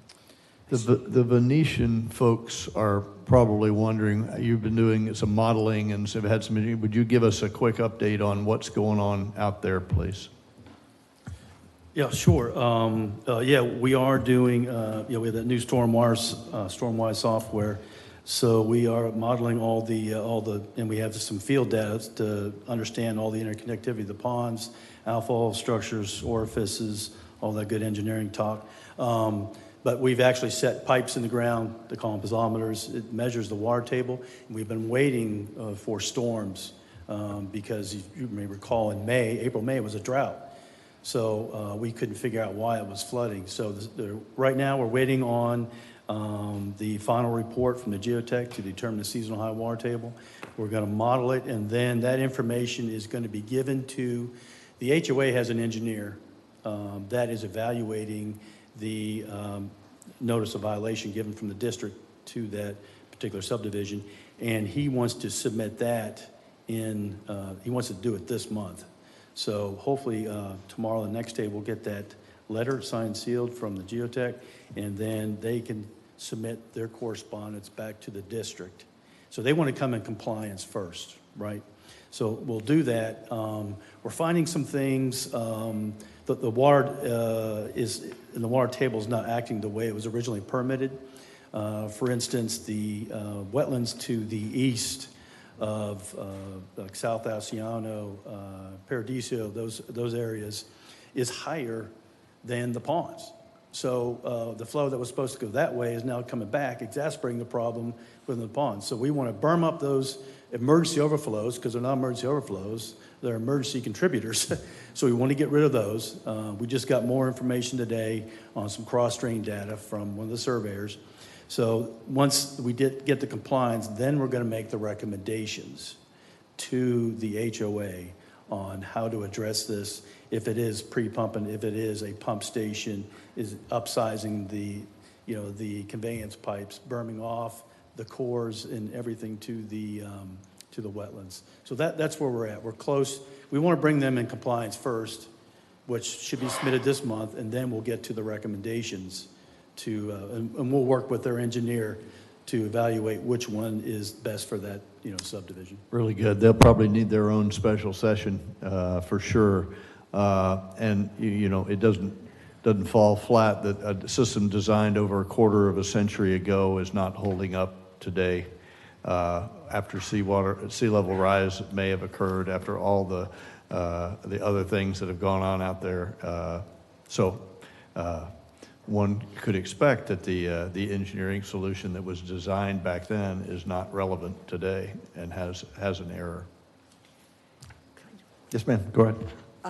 As I listen to all the flooding, I'm reminded that we have flooding problems border to border in New Smyrna Beach, and I don't think the areas in Central Beach and South Beach should be excluded from the discussion. I spent more hours walking in sewer water than I care to think about after Milton. I have, constituents that have been, once again, are pumping water out of their homes and yards and trying desperately to save themselves. South Atlantic is places of a 5-lane road that has 3 lanes totally underwater. I mean, there is a lot of flooding beachside that I haven't really heard discussed at all tonight, and I think it's important to put that out there. We have the North Atlantic Stormwater Project. Gee, that's great. But there's a whole bunch of city south of that that has problems. Just saying. Thank you. Thank you. Order. Thank you. Anything else for the Chief Engineer? Thank you, Kyle. Appreciate that. Thank you so much. Mr. City Manager, back to you, sir. Yeah, just a quick note on parking. Of course, the parking study that was presented to you last month, Assistant City Manager is going to be heading up the implementation of that effort. We're planning a work session with you, hopefully next month, to talk through some of those recommendations and where we're going to go on that. So we'll get that scheduled. The Venetian Bay parking issue is still out there.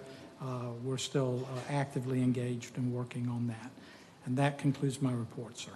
Okay. I'm going to win my bet. All right. You are. Okay. On to public participation. If there are any citizens who wish to speak on matters pertaining to the city, you can approach the podium. You'll be given 3 minutes to have a monologue, not a dialogue. I remind you that we're not answering questions tonight. This is your opinion, your accolade for a certain member of the city staff, your willingness to tell us something you're experiencing. And then when you come up, if you don't mind, your name and address for the record. You'll see a green light come on. That means you have 3 minutes to speak. At 1 minute, you'll see the yellow light, and then you'll be done at the red light. If there's any reason for follow-up, the city manager and city clerk are taking your name and address down. And in subsequent meetings, you'll hear the city manager talk about what you brought up at this particular meeting. With that said, Madam, please come on up and welcome to public participation. I'm sorry, ma'am? Ma'am, you're speaking up here to us, and that's it, all right? Yes, sir, Mr. Mayor, thank you. Lower that microphone if you would, and your name and address, please. My name is Cindy Harris, South Glencoe Road, and all of the commissioners should have gotten in my packet tonight. I included several pictures after Milton, and I just wanted to point out some of the destruction from the construction that's been going on.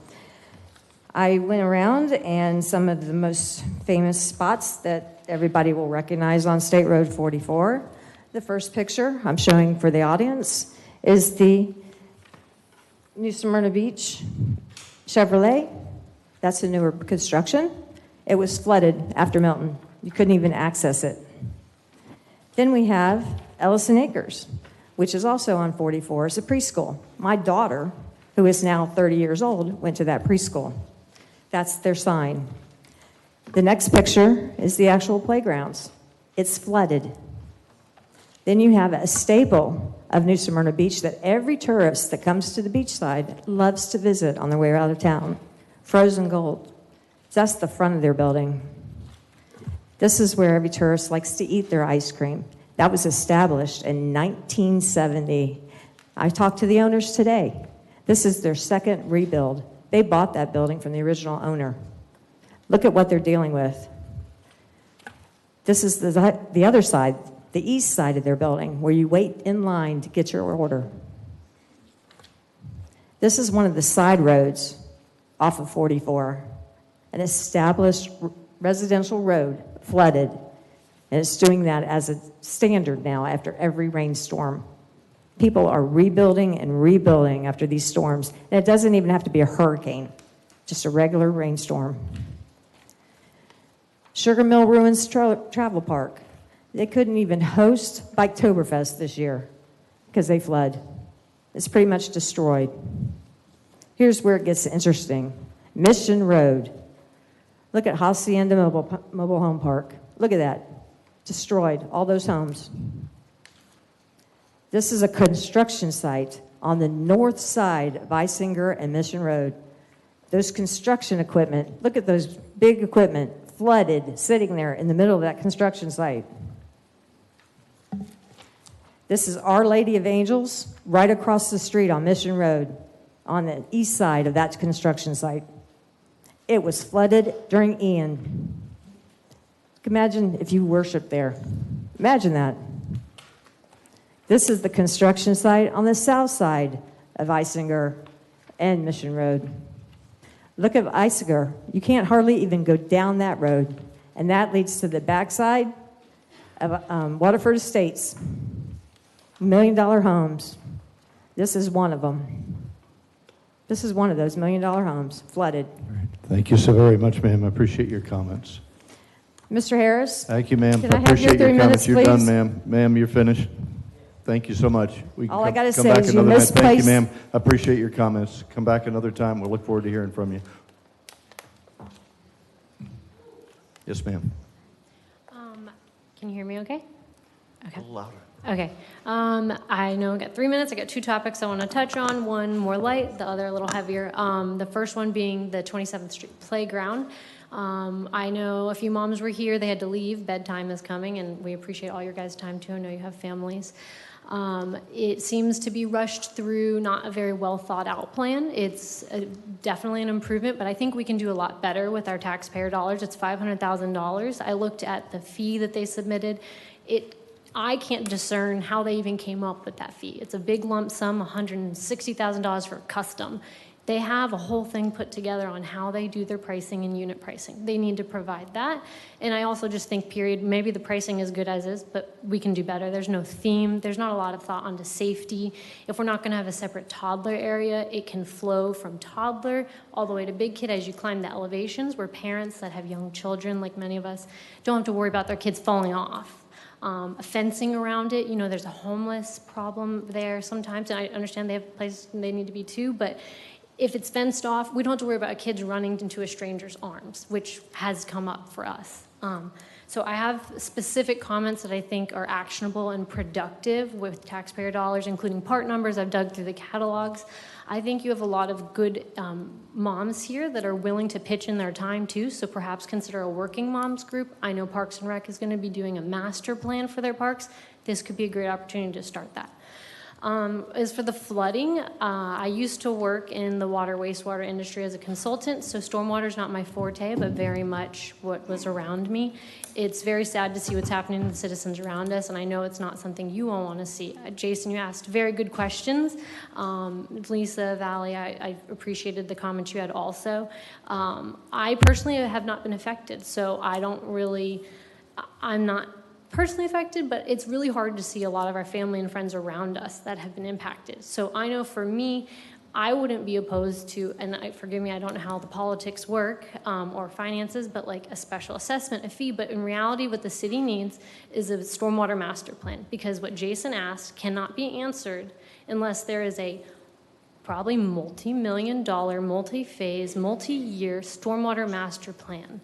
And if we want to know where we can pump water without impacting other citizens, if we want to know where the problems are going to be, that's what's needed. It's going to take a long time, but hey, if we start now, we'll be better in 5 years from now than we are now. It's a lot of money, but that's just where it comes down to. And I feel for Kyle Fegley because this is bigger than him. What it's really going to take is hiring an outside consultant. So who's the most qualified? Those are questions that need to be answered, but we need that's where the money, I think, is best spent for planning. Can we get your name and address? Order, please. All right, folks. Hey, we're going to have a lot of people talk, and if we slow it down for the applause, it's just not going to work. So please hold your applause. They're talking to us. We're getting it loud and clear, and we understand you're supportive. So appreciate that. Did we get your name and address at the beginning? Tanya Sonier, 200 Dunes Circle, New Smyrna Beach. Thank you so much. Appreciate your time. Can I submit my physical comments for the park? Please give those to the city clerk.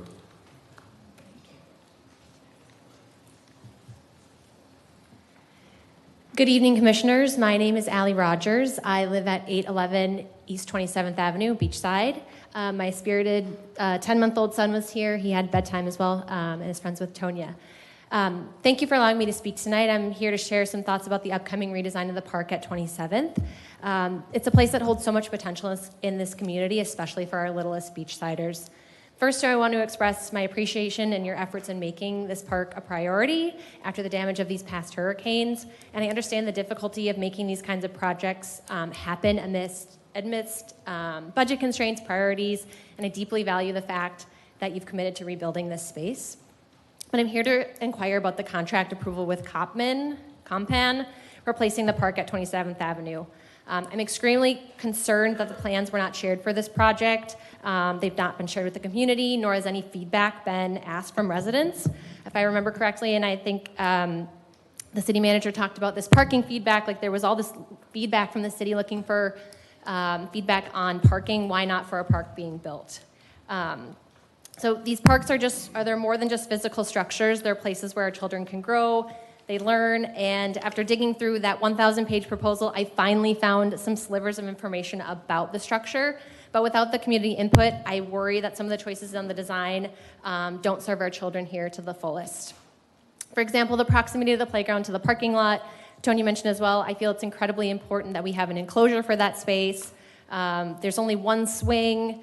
There is a seesaw. While it has a nostalgic charm, just may not offer the same engagement for all children there. So I think there are opportunities here to work with the community to be able to make a better design. And I feel that this is being a little bit rushed and not given the opportunity for this, residents and people who utilize this park to make their mark. I also wanted to say that the demographic of New Smyrna is changing. There are moms here, there are parents here, people are moving back. My husband's a New Smyrna Beach graduate. There's Coronado Elementary. There's, a great place to raise a family here. And my goal here isn't to criticize, but invite collaboration. I'm the last person that wants to delay this park and delay this, but I want us to think about this as a whole. Think about not just parents, but also people that have grandkids here. I see them at the park all the time. And so I'd love more of an open dialogue. I encourage you to think through this proposal and to make sure we have a park that we can be proud of, that our littles can be proud of, our grandparents, people and residents and people who come and visit this park from 27th can be proud of. I also want to give lots of thanks to Lisa Martin as she's gone back and forth about this with the park. So she's been a champion for our zone and has been so responsive to emails and feedbacks. And so I appreciate you. Thank you, Lisa. Thank you, ma'am. Appreciate your comments. Thanks for coming up. Yes, sir.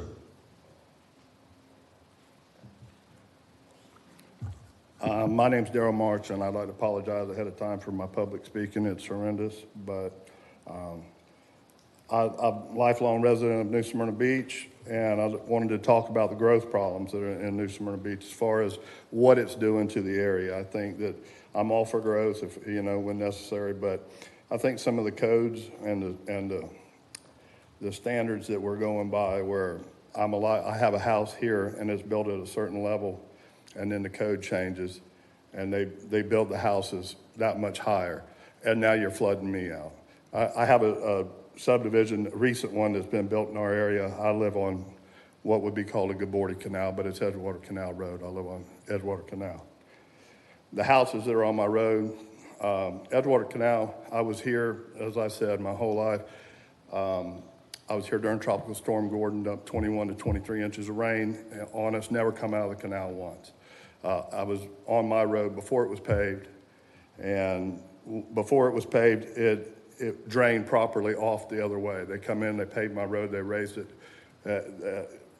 however far, then they come in and raise it again. Now they've created a swell on my side of the road. Canal comes out of the banks virtually every storm now. I realize we're going to have storms, but it comes out of the canal mainly because of the subdivisions that are being built in our area with no consideration for the people that are in the area. They're a taxpayer as well. Now, what I would like to say is that I want to give some information out there, and that is, for anybody that didn't know, I just want to state that 1 inch of rain on 1 acre of property, which is 208 by 208, is 27,154 gallons. So if you use about 100 acres, which is what the new subdivision is that's in my area, and you consider 15 inches of rain, I heard y'all say tonight 13. It was about 15. If you use that times 100 acres, that's 40,731,000 gallons that's been dumped into that canal. The canal hasn't been updated in over 60 years. I've lived on that canal for over 60 years. So it has not been updated in no length of time. I heard the man talking tonight about the engineer guy, about, the projects that are going on. I think we're thinking small. I think we need to think on a bigger scale because of the rapid growth that's going on in our area. We have to start considering big scale to get rid of this water. No, there's environmental reasons. But when I heard him say that the season upcoming, as we all know, government contracts take forever.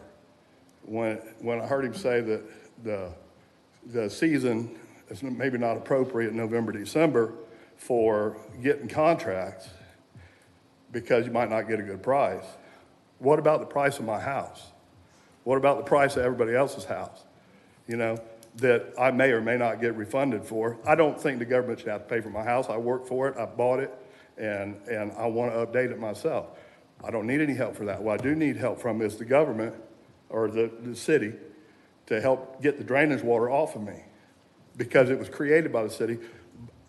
I'm going to quit right here, but they raised the storm or the drainage. It's a watershed area, that 100 acres I'm talking about.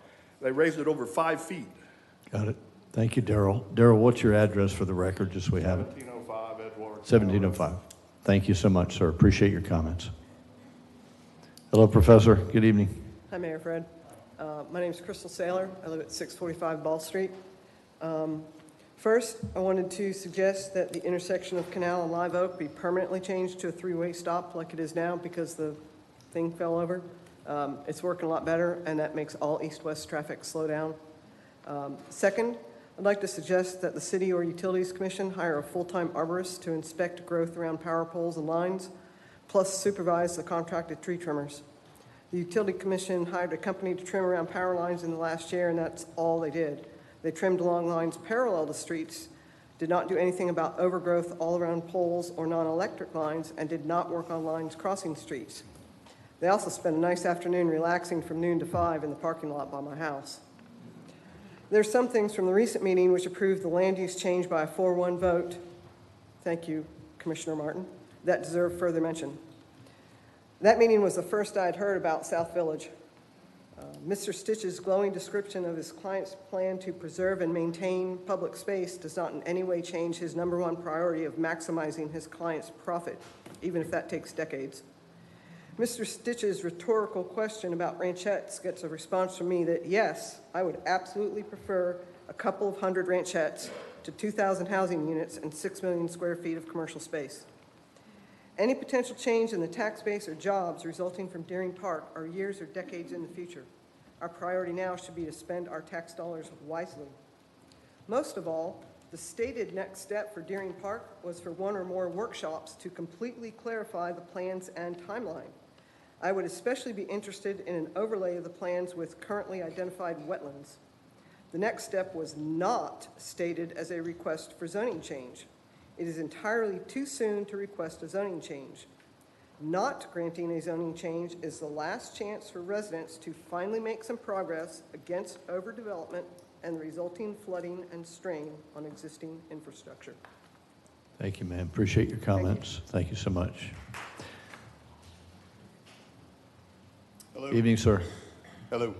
Nick Schultz, resident of Beachside and a property owner on Turnbull Creek, fortunately. What's that address, sir? 1016 Dillon Circle. Thanks. Yep. Fortunately, our home on Beachside was spared by Milton, but once again, our business property on Dillon Circle was not. I can give you the same heartfelt speech I gave at the county council meeting last week, and while I'm sure you guys are all concerned about the flooding issues and would show compassion, as did the county council, unfortunately, I don't think compassion alone is going to solve any of our issues. Sorry, my public speaking is horrible too. But doing fine. As I sat and listened to the issues presented, I was heart-wrenched to hear the desperation in the voices of these mostly elderly residents, most from DeLand. I thought to myself that their issues seemed insurmountable in a landlocked place like DeLand. There was a feeling of hopelessness for them.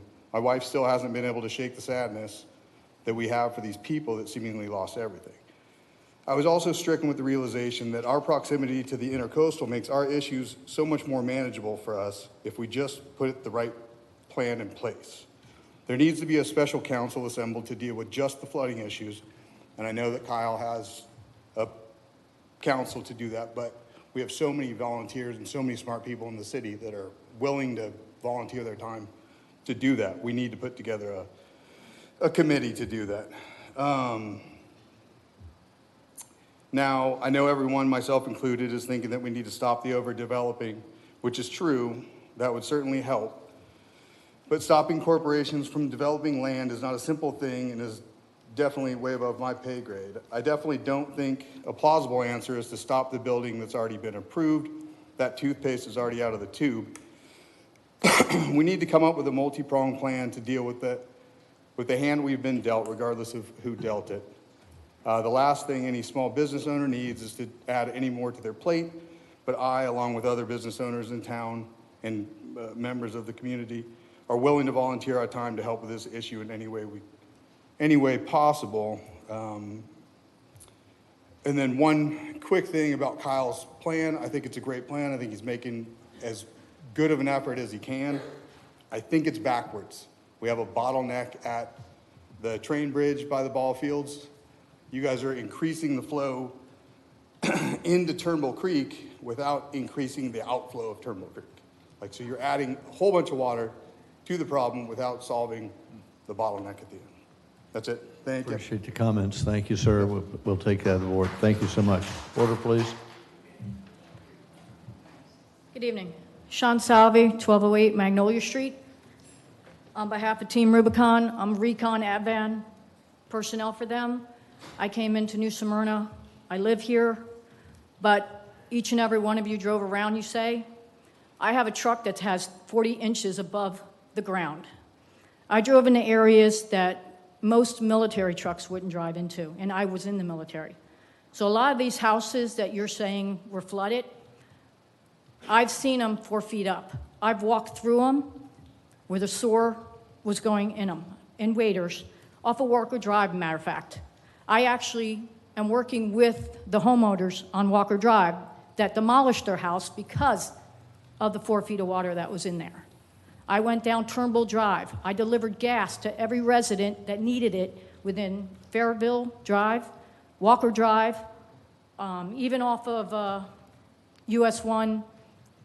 I don't know the actual street, but I have a 30-foot Intrepid boat, and I make sure before a storm, I load it up, and I deliver gas, because that's the one thing that happens in storms is the gas goes down, shuts that down. As far as the stormwater, I have friends that live on Turnbull Bay. It came up to the back of their doors. I made sure that they had, and I actually talked to some people about it, trying to save their house with mechanisms that can do that, barriers. And that's the only thing that saved these people on where they live, is filling those things. Sandbags don't always do it. The plastic doesn't do it. So my concern is, I think Kyle has a great thing. I think someone needs, and I agree with the gentleman before me, we need to have a committee that's not afraid to go to the state and say, listen, if you can't do it, we will. And if you're not going to do it, we're going to just get worse. And each and every one of you up here are going to be gone. Not today, not tomorrow, not this year, maybe not next year. This is going to continue to flow over for the next people that are up on this board. So I encourage to make a committee, put your minds together, get a committee together, and try to get with the state, because the state's not coming to us. We need to go to them. Appreciate your comments, ma'am. Thank you very much. Yes, ma'am. Good evening. My name is Lisa Riley. I live at 2614 Crestwood Avenue. I am not a lifetime New Smyrna person. My family is, so my wife and myself moved our 5-year-old daughter here in June. We bought our house. It was built in 1981, and we have a half an acre that dead ends at what we've affectionately called Crestwood Creek. It is a pull-off point from Turnbull Bay under Sunset that dead ends in my property. We have a half an acre, sir, council, and we had water crest our garage that sits 3.5 feet above the rest of my property. We emailed the city. Respectfully, they did write back and said that our house was the basin point for all collection of Islesboro. That's not acceptable. I lived in Ormond my entire life. I moved here for my family. We also know that the city has been in contact with the 2 previous owners who have made a situation about this. Yes, sir, we copied you on the email. Who made a situation about this to which it was never fixed. Like Nick, I know people that live on Dillon Circle, so I knew he was gonna be here representing them. He's right. If they pump out Turnbull Creek and it feeds into the bay, it's gonna flood my house. It did during Ian. We thought it was an anomaly. We bought a house that we knew was possibly an issue with never expectations. There was 4 feet of water in my yard. There was 2.5 feet of water in my garage on the backside of my property. Crestwood was waist deep, and it's the only street in Islesboro that had water on it at 6:30 p.m. When I got home that night, because I'm a first responder and did the detail, I came home, I couldn't even drive my take-home car down my road because it couldn't crest it, and I drive an SUV for work. My street was the only street that had standing water. Sunset historically has standing water. It did not. I just want someone to look at our area and make sure that we're okay, because we bought this house 3 times the cost that the previous owners did because of inflation, and we understood that. But now my 5-year-old and my wife were home alone when they started taking water in the garage, and I could do nothing about it. So, sir, I know you got our email, and respectfully, I understand there's plans, but we need to look on the north end too, because the south side, I get it, and Beachside, I can't even imagine. But that little Crestwood Creek needs to be done something about as well, because there's 8 houses that are south of me that all had water to their back doors. And again, my street was the only street that still had standing water when I got home that night. Thank you for your time. Thank you for your comments, ma'am. We'll be getting back to you.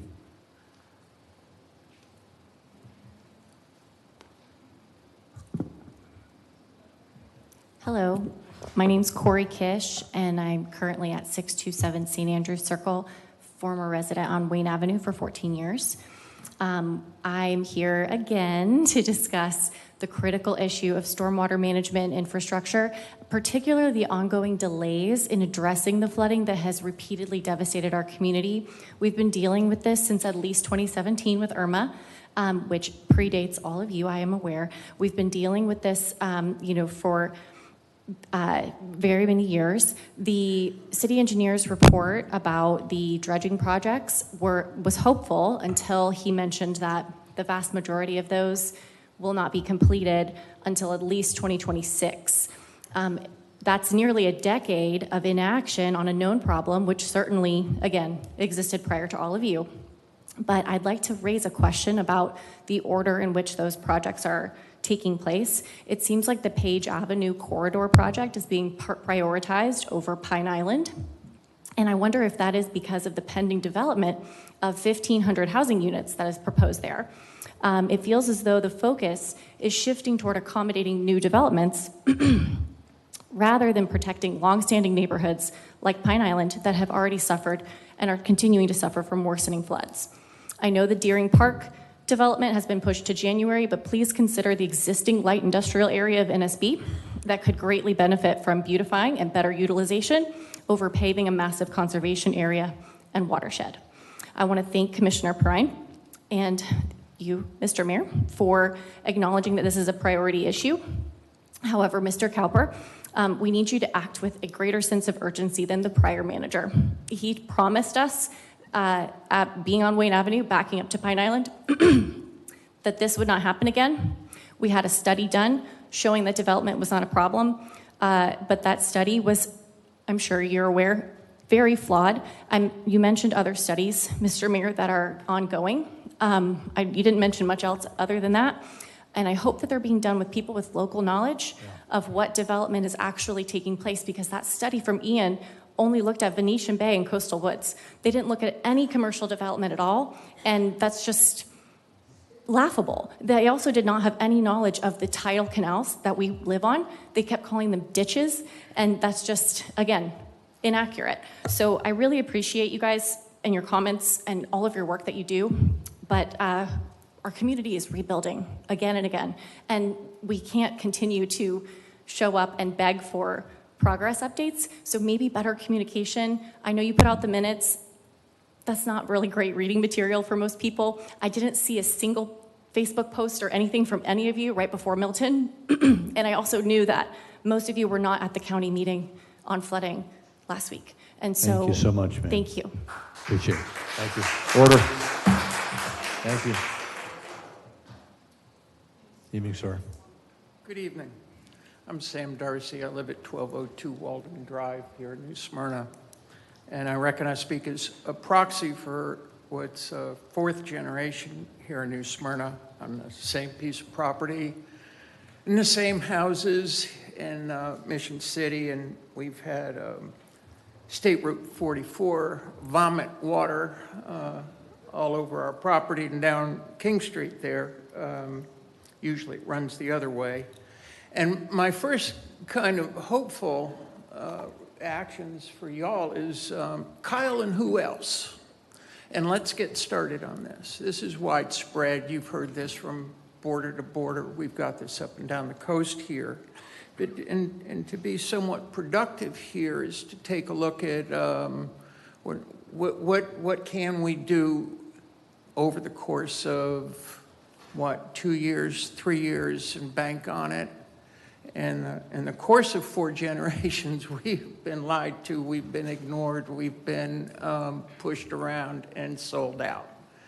So with some dubious confidence, I guess, let's approach and attack what we've got here, and a flooding problem that can, I think, be fixed. I hope we can fix it.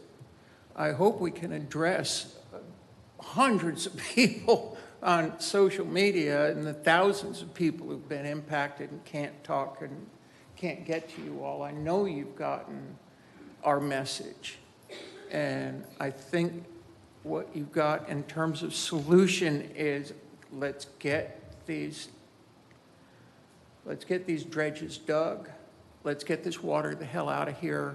Let's get people where our houses can be affordably elevated. I am tapped out.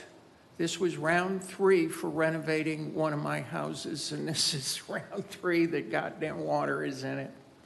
And that was my retirement. This was my inheritance to the kids, and boo-hoo-hoo for us. You know, we did it. I'm okay with that. We're here. What can we do to help us out? What we can do to build up the city and stem this development to where it makes sense? Where's the water going to go? And how are we going to get it out of here? And if that's not answered, well, you're another administration, and if we're still here in a few years, we'll be talking to yet another one. Thanks so much, folks. Thank you for your time, sir. Appreciate your comments. Thank you. Mr. Beckwith. Good evening, Mayor, City Commissioners, and City staff. My name's Mark Beckwith, 1208 South Riverside Drive. I actually want to talk to you about consent agenda item number 7S, the request by the Hub on Canal to close down the street from Canal Street to their alley. On the first Saturday event that occurs monthly in the city in Canal Street. In 1996, Arts on Douglas created the first Saturday. They included every art organization, every restaurant, every business, and we never asked for any streets to be shut down. I'm trying to think of an awesome analogy to give you guys, to give you my perspective on what such a small street closure will do to an event that's been here for a long, long time. And the best analogy I could come up with was going to a big sporting event. And the sporting event actually happens on Canal Street. You walk in the main entrance. Magnolia is one of the main entrances to Canal Street. And it's not open. And any of the merchants that are around Canal, like Arts on Douglas, that first Saturday of the month that we started represents 40% of our revenue every year in terms of actual foot traffic, actual sales. And closing that one access point does one thing. It lets you play one band that can be played in a number of different locations. Christmas Park, Old Fort Park, Riverside Park, where we don't have to shut down streets. It creates confusion for our residents who this is for. And it's for all the other merchants on Canal Street as well. So I ask that you consider and not grant that street closure. It's unnecessary. The Hub itself has plenty of room to play this on their own property. So what do you want to close down a half a block for? You don't need to do it. I ask you for your consideration, and I appreciate your time. Thank you very much. Thank you, sir. Appreciate your comments. Hi there. My name is Amanda. I'm a horrible public speaker. I'm just Amanda, gonna put what's that your out. last name? Martin, and I live at 789 Pine Shore Circle. Perfect. In Pine Island. So bear with me. I do get a little emotional. I have little kids, and this is the second time we have flooded. And I have neighbors in here as well, in our neighborhood who endured the same thing. After Hurricane Ian, it was Kyle who came and assessed the drainage and all of this talk about seawalls and dredging and all of this. There was no difference in Milton than there was in Ian. And to tell us that we have the best drainage system in the city, and one of the best, it just, how? I was a little absurd in the middle of Milton, and I went out with my cell phone because I live 2 driveways down from the storm drains.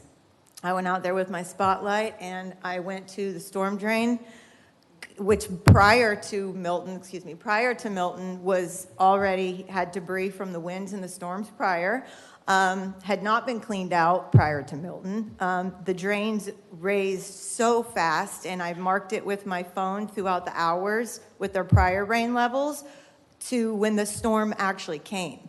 And we were flooding way before Milton's rainfall even landed over Pine Island. Like, we were high. And I understand that we rise with the tides, but it's not that significant of a rise where we're at. We have a culvert pipe in our backyard, and we have a tide clock, so we're constantly keeping track of how much we get on a regular basis versus when a storm comes. And I'm tired of flooding. I'll be honest, I'm running out of things to say, but I'm tired of flooding. And I have 2 little children. I don't want to go through this again. We've taken all the precautions we can, but until bigger changes are made, I'm out of options, you know? So please consider all of this and you know, like I said, we have neighbors, I have neighbors in here that live in Pine Island as well, and she highlighted that very specifically tonight. Thank you. It's a big concern. So hopefully we can find a way to make a difference and make a change. All right, Thank you so much, Amanda. Thank you for your comments.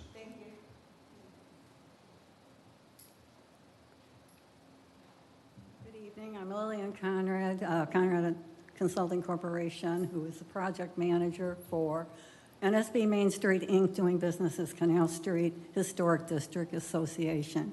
I came up here originally to talk about welcoming again the opening of Christmas on Canal, a partnership arrangement with the City Utilities Commission and various other groups within the Canal Street District. And this is a street closing we're requesting for 2 days. It is the same format as we had last year and the year before. And there's not expected to be any change, and we're very proud to be in the Christmas Park area, where we have done this for how many years within New Smyrna Beach. I'd also like to mention that, excuse me, our first Saturday permit application does not include any closing of streets. So we are aware and cognizant of the ability to be able to have this event and still keep the streets open and traffic flowing. I will make one more comment since I have a minute, and that is that someone mentioned the three-way stop sign kept traffic moving better, and I fully agree with that. However, I would be very concerned that we have no way to have a walk sign. There's a lot of pedestrian traffic, and I think the street light and the controls control the way people are able to walk across those streets. And it is fairly dangerous on a three-way. Thank you. Thank you, Commissioner Conrad. Appreciate your comments, ma'am. Good evening, Bill Wilson, 21 Andrea Drive, Fairgreen area. I'm actually just going to offer up 2 or 3 questions for perhaps the committee to consider for future. Based on the presentations I heard in the first part of the meeting, first one is, my question would be, is there been some stress testing modeling done by utilities? Because my concern is a relatively minor storm that Milton was compared to what it could have been if it was a direct hit, yet an area like Fairgreen that has 600 homes and all the utilities are buried, yet we're going 2.5 days without power. So that would be my question. If that kind of storm knocks it out for that long to that degree, what happens if you have a Category 3 or stronger storm that hits head on? So I'll offer that up. The other 2 questions I would offer up for further consideration would be, if my memory serves me right, consultants presented their study of the overall drainage system, which I think occurred in May of 2023. My impression after reading the report, I thought it was an excellent piece of work. I thought the city got their money's worth for what they paid. I think it was like $58,000 or some such amount. So my question would be, has a master plan been developed based on those findings?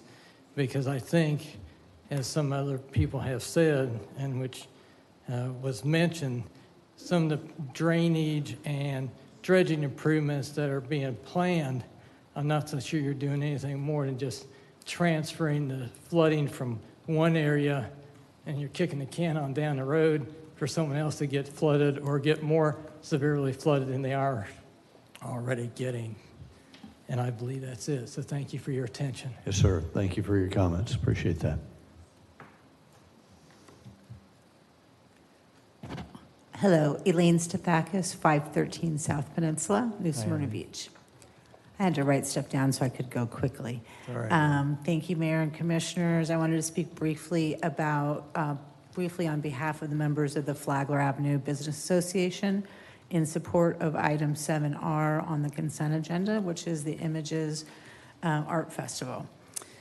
Images is an institution in New Smyrna Beach, and it's really a part of the fabric of our community. I've been here 20 years, and thank goodness there's something older than me, which is Images, which is 49 years.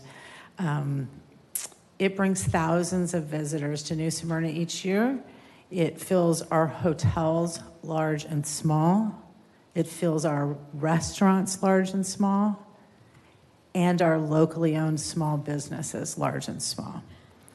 It is one of the busiest weekends in New Smyrna Beach, and unlike spring break, it brings the quality of visitors and vendors I believe that we all want to see in our town. And they actually spend money when they come in rather than destroy things.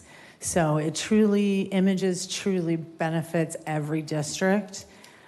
We know city staff has been working very hard to update our city events approval process, fee structures, and an eye to ensuring equitability amongst groups and events. And we applaud and support that initiative. However, as a group, we believe Images is in a completely different class all by itself. There's nothing like it, no larger economic generator hosted by the city or any other independent group. And it's just such a huge economic generator for locally owned businesses, including those on Flagler Avenue. So on behalf of the over 80 small businesses that comprise the Flagler Avenue Business Association and the Hospitality Group, we fully support the ACA's application for this event and a request for the fee waiver for the Brandon Center and Riverside Park. We think it's money well spent and well invested, and thank you. And thank you to my commissioners who checked on me during the storm. Most appreciated. Thanks, Elaine. Appreciate your comments. Hello. I'm also a bad public speaker. It's okay. So, You do fine. Here we are. Just your name and address for the record. I'm Karen Lehman, 352 Canal. I'm here tonight to speak not only on behalf of my own family, but for people who can't be here because they are literally home right now trying to figure out how to get back in their houses with their family after they've been flooded maybe once or twice.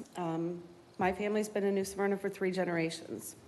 My grandfather owned the original Frozen Gold when it was on West Canal, where the Burger Place is now. My aunt and uncle bought it from him and ran it for my entire childhood. My Uncle Lou ran the North Causeway Bridge.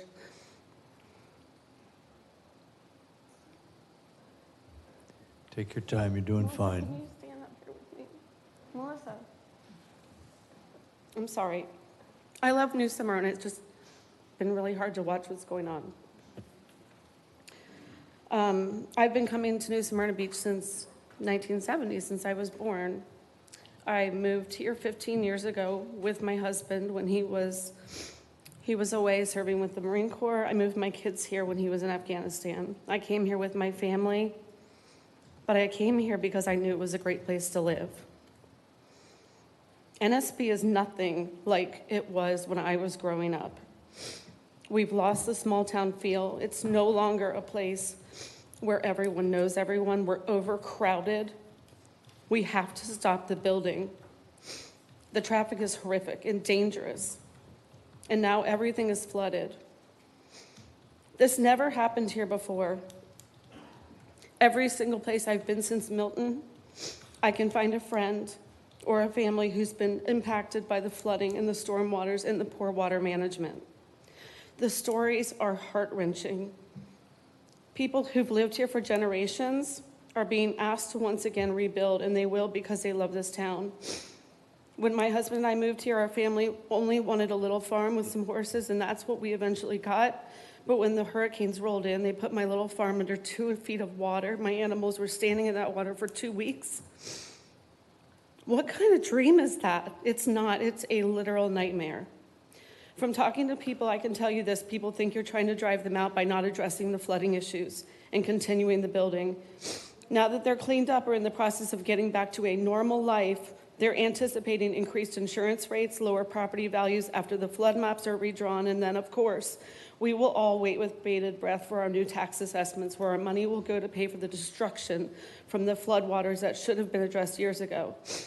They feel that the lack of action on the part of NSB and Volusia County is going to cost them everything they have worked so hard for, and when it's said and done, they won't be able to live here because the cost will drive them out.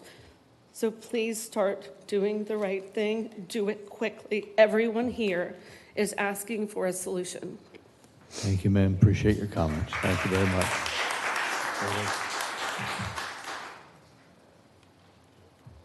Evening, Jay. Hey, good evening, Jay Pendergast, 5900 South Atlantic. And as usual, I will promise you, I'm not going to use 3 minutes. But what I would like to address is the special event number 7R for Images. Images is one of our traditions in New Smyrna, and we need to keep our traditions. And yeah, maybe you need to waive some fees. But you know, you have to realize the arts have been really pounded this year. We got 0 state funding, and the county is dancing around and really hasn't even approved the funding that they said they were going to give to us. So, and it's not just Images, it's all arts organizations. And we really need some help, and it would be appreciated if the city of New Smyrna Beach could step in and help us because of the funding that we've lost through all of these other organizations. And other than that, let's keep our traditions alive. I mean, it's been a really heavy evening, and at least with Images, it's a street festival, it's fun, and everybody enjoys it, and all the merchants make money. So it's a good economic driver for our community. It gives us a good image, bad pun. But the point is, it does really, you can't just be an accountant now. I mean, when you look at the benefits of Images, it's more than just a net or a gross. It's the overall goodness that it brings to the community.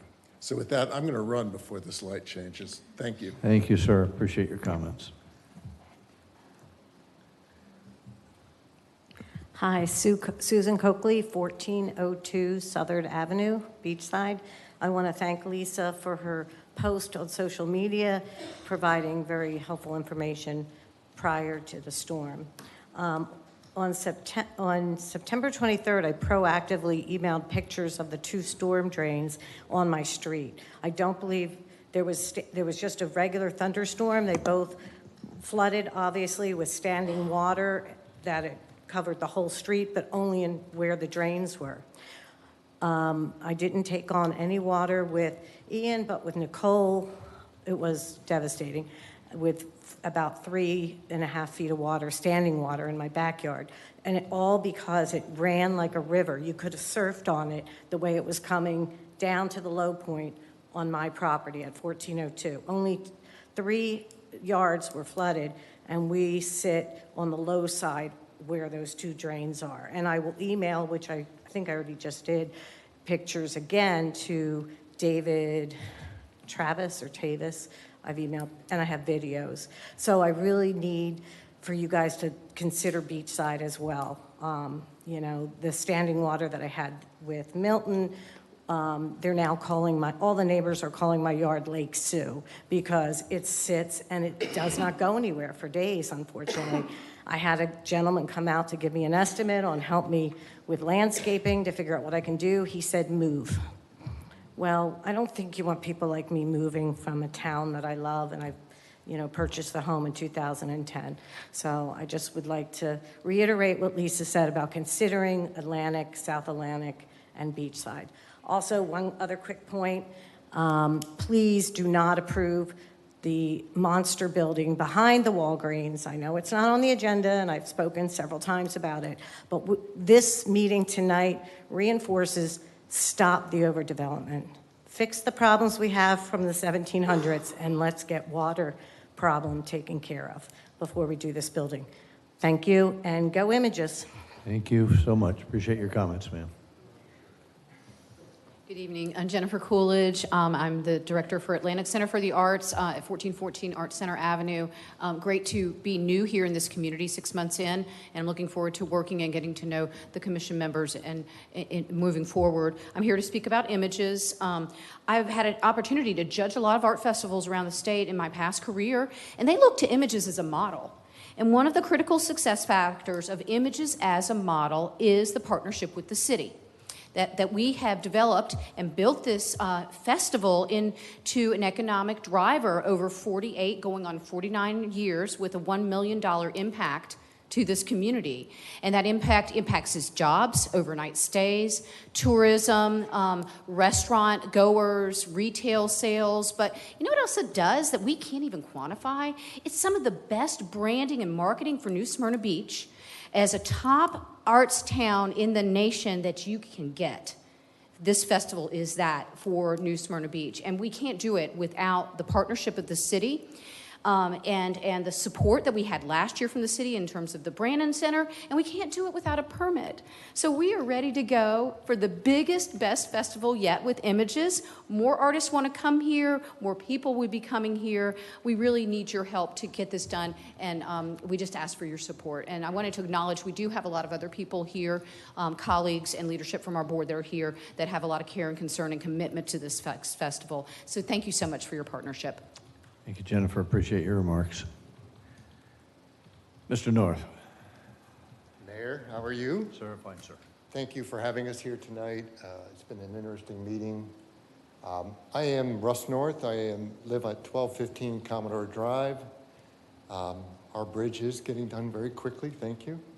I wanted to talk to you about images just briefly. I am the chair of the board of the ACA. And as we look at images, we have two things that need to be considered for tonight. One is that the production of images is very costly. And we do it because of what it does for the community, for the arts. It is our mission. That is what the mission of the ACA is. When we look at, we're just doing our budgets. And when we look at our budget, it's a zero-based budget now. We make no money on images. And with the withdrawal, as Jay was saying, is the withdrawal from the state funding, the county funding, and the local funding, it's even a worse picture for us. But it is our mission, and the mission is, we feel very good about the fact of what it does culturally for the town, and that's why we produce images. So that's something to consider as you take a look at our request.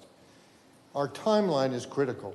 We have 650 artists that have applied to come for images this year. It's going to be the most successful festival that we've ever had. We've tweaked it with many different things, multimedia presentations, all sorts of things.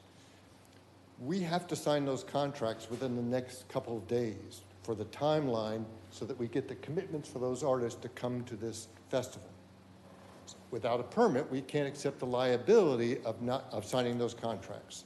So until we get the permit, which I really believe as partners we're going to get successfully some timeline here, I want you to consider our timeline and be able to complete our ability to get those contracts in place so that we get those artists to come and participate in our images. It's been a great partnership. We look forward to 50 more years of images in this community and very exciting things. Thank you so much. Thank you, sir. Appreciate your comments, Russ. Hello, Miranda Price, Director of Development from the Hub on Canal. I'd like to speak on consent agenda item 7S, I believe, Canal Street Historic District's amendment for the street closure on Magnolia.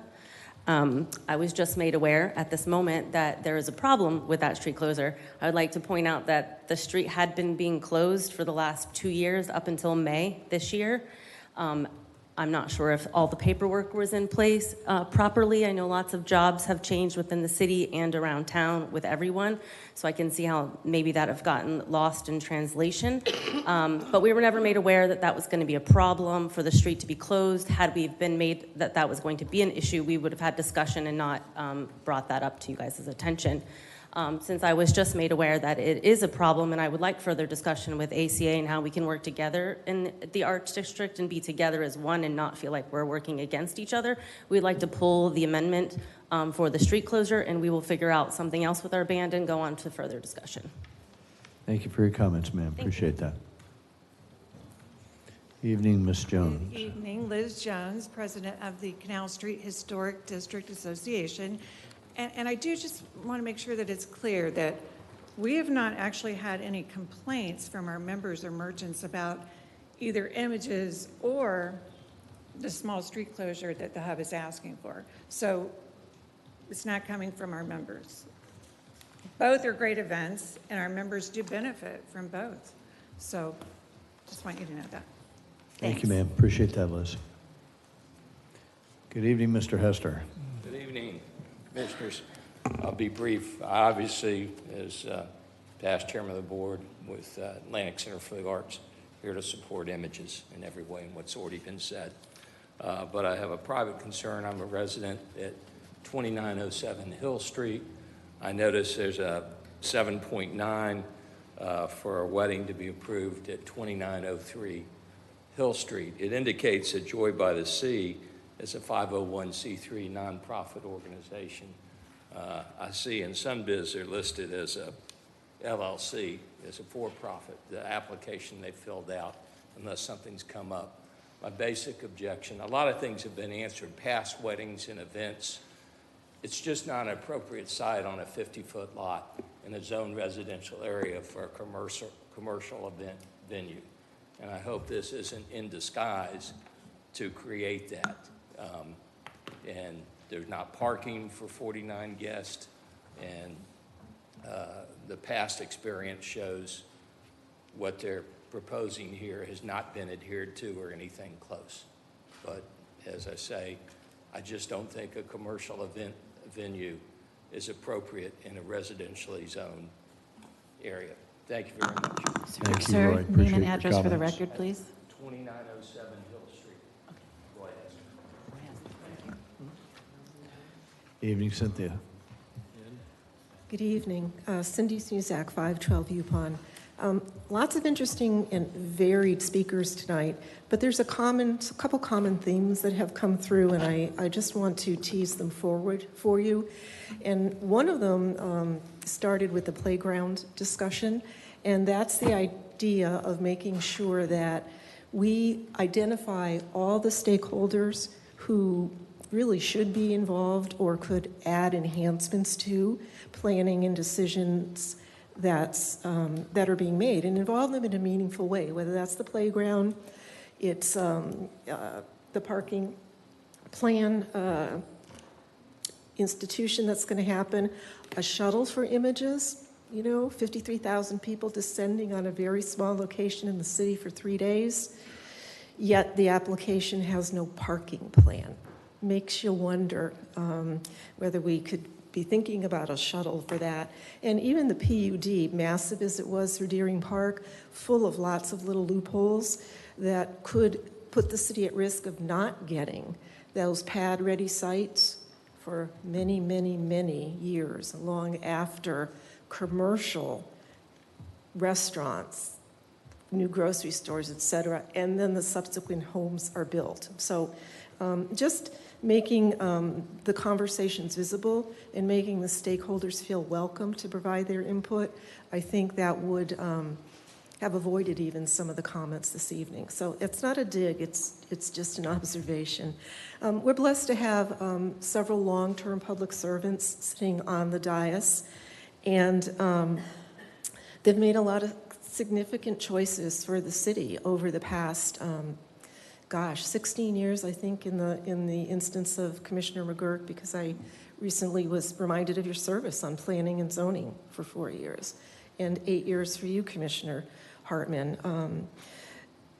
It raises the question, though, about how some of our priorities have been spent and maybe what we've been spending our money on. It really sticks in my craw to think about the $1 million we spent on 120 Flagler when we had no plan and didn't even think through whether they could have done the traffic control changes before we dropped $1 million on that parcel. We did that, but we chose not to buy a well-priced parking lot behind the shuffleboard courts, which would have enabled future plans for the city.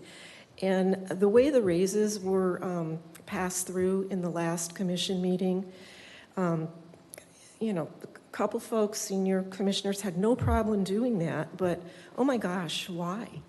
Why?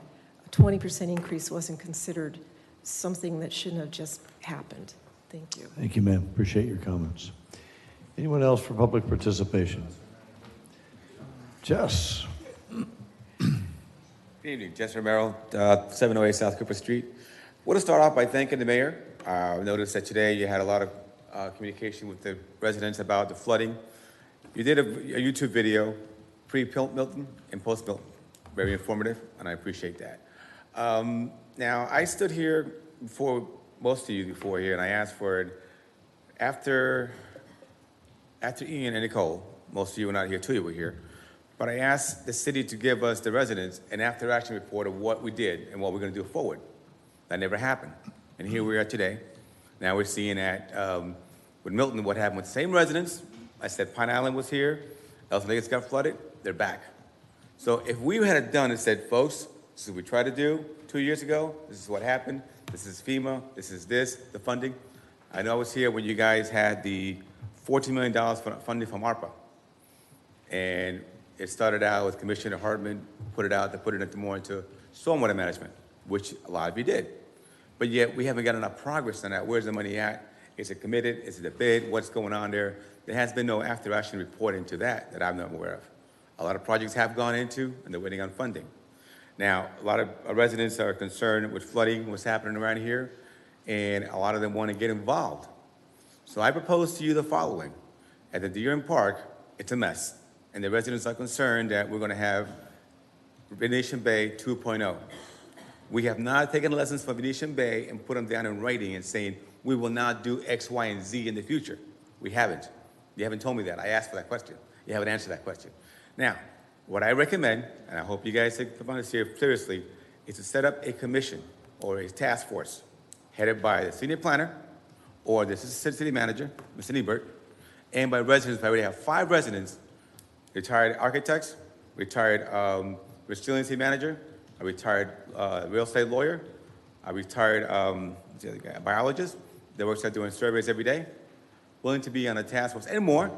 These are retired professionals that want to be here to help to guide you and as residents to the future of Deering Park.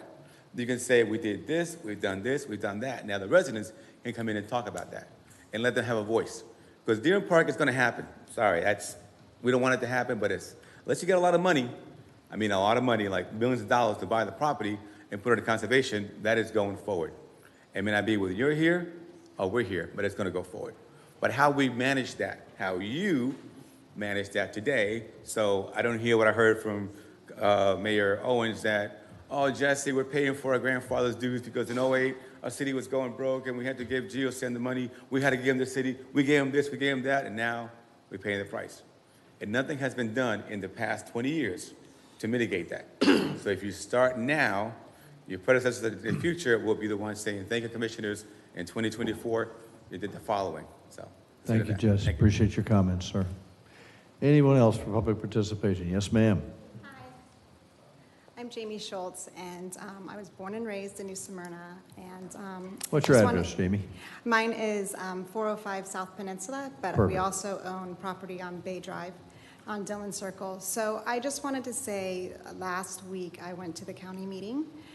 I was heartbroken by all of these stories and listening to about 40 homeowners, and a lot of them elderly, speaking about their homes being flooded. And really, it's funny, my friends are like, I'm so sorry about your farmhouse, and I know you guys just finished. And I'm like, you know what? Really, we're young, we own businesses, we can rebuild.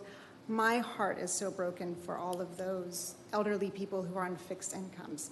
And I have to say, I was a little unimpressed by the way that the county council members responded to some of these people afterwards. And I just want to thank all of you for being so compassionate tonight and having answers, or not answers, but even just the questions like that you guys had for the city engineer and Jason McGurk with being so great, and even coming out and looking at my property. And Mayor Cleveland, I'm very impressed with you, the way that you've been. So I just wanted to just come up here and thank you for being compassionate and being kind and doing some of your research before we all got here. And so I just wanted to thank you. Good job. Thank you, ma'am. Appreciate your comments. Thank you so much. Thank you, ma'am. How's it going? Evening, sir. I'm Jeff Van Eck, 124 Aqua Court. Know Jason pretty good. He's probably the only one up here that's ever fished back there in Turnbull Bay. I fish there often.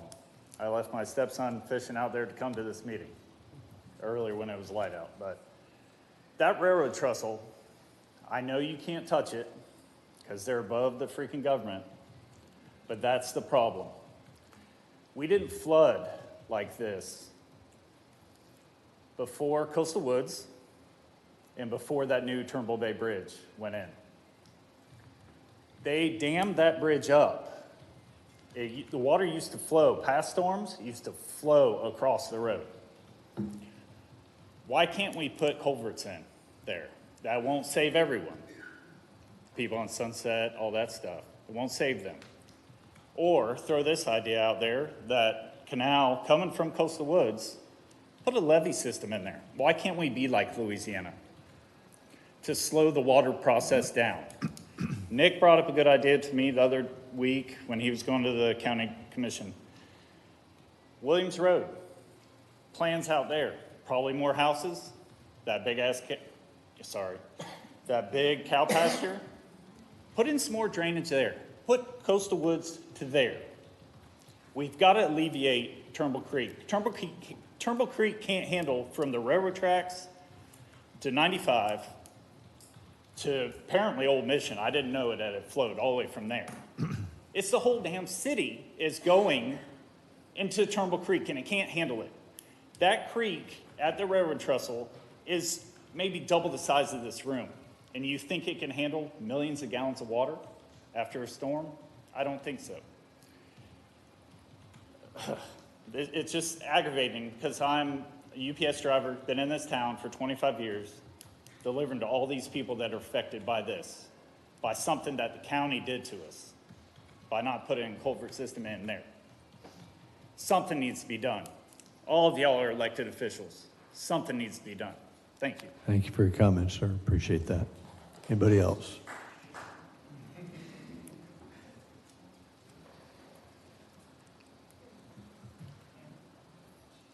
Hi, my name's Pat Scott. I live at 112 Eddy Road. I live in an unincorporated area. I know you know where I live. And I have a question to ask. Today, I called one of the engineers. There's supposedly 2 engineers. And I asked him about the pond, or he called it a lake, on the other side over by Harley Davidson, and then also the water on the other side. Every time, even during Ian, before Ian really even hit there, I couldn't sleep the night of the hurricane of Ian. I want to tell you this. With my own eyes, I saw this. This was at 1 a.m. in the morning before Ian really hit us. The water came across the street from there directly towards my house. And then it started to spread out this way. That's that pond that's right over there. And then it just continued on. And of course, then the other water started coming from the canals and stuff. It did it again. This is the second time that we got flooded over there because of that pond, lake, whatever you want to call it. When I asked him, he said, there's nothing you can do about that. Now, come on, guys. You know, we're kind of stuck. And it's not just that. It's everything. Everything needs to be redone. Our actual, I know for a fact that basin that I have in front, it hasn't been done in over 20 years. And it affects us. What happens is the water, of course, we're in the county, but you got to hear this because it's part of where we're at, because I'm right across the street from the city. I'm right here. You know, the city's on one side and I'm on the other side of the road. So what happens is the water, what's going on is the basins are not taking the water fast enough out of the area. They're supposed to slowly go out, but they're not. They're heading at our door. We 3 times, no hurricane, no nothing, water at both doors, back and front, in the last 2 months.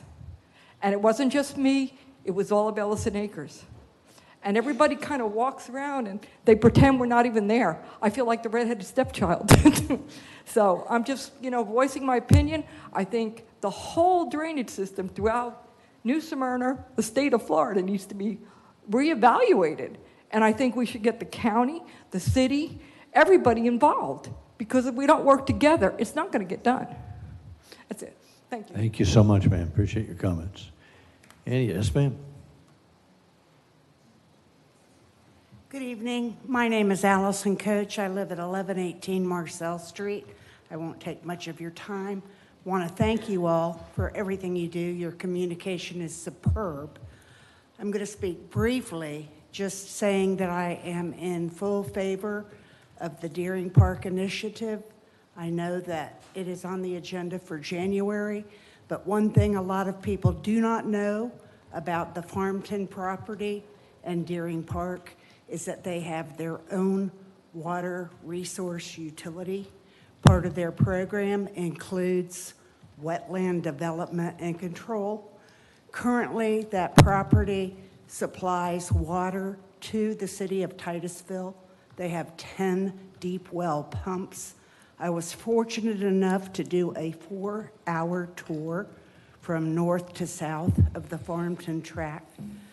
There is so much information available to the public concerning this property that I unfortunately believe that the general public may think that building out on that property will increase the problem with water drainage.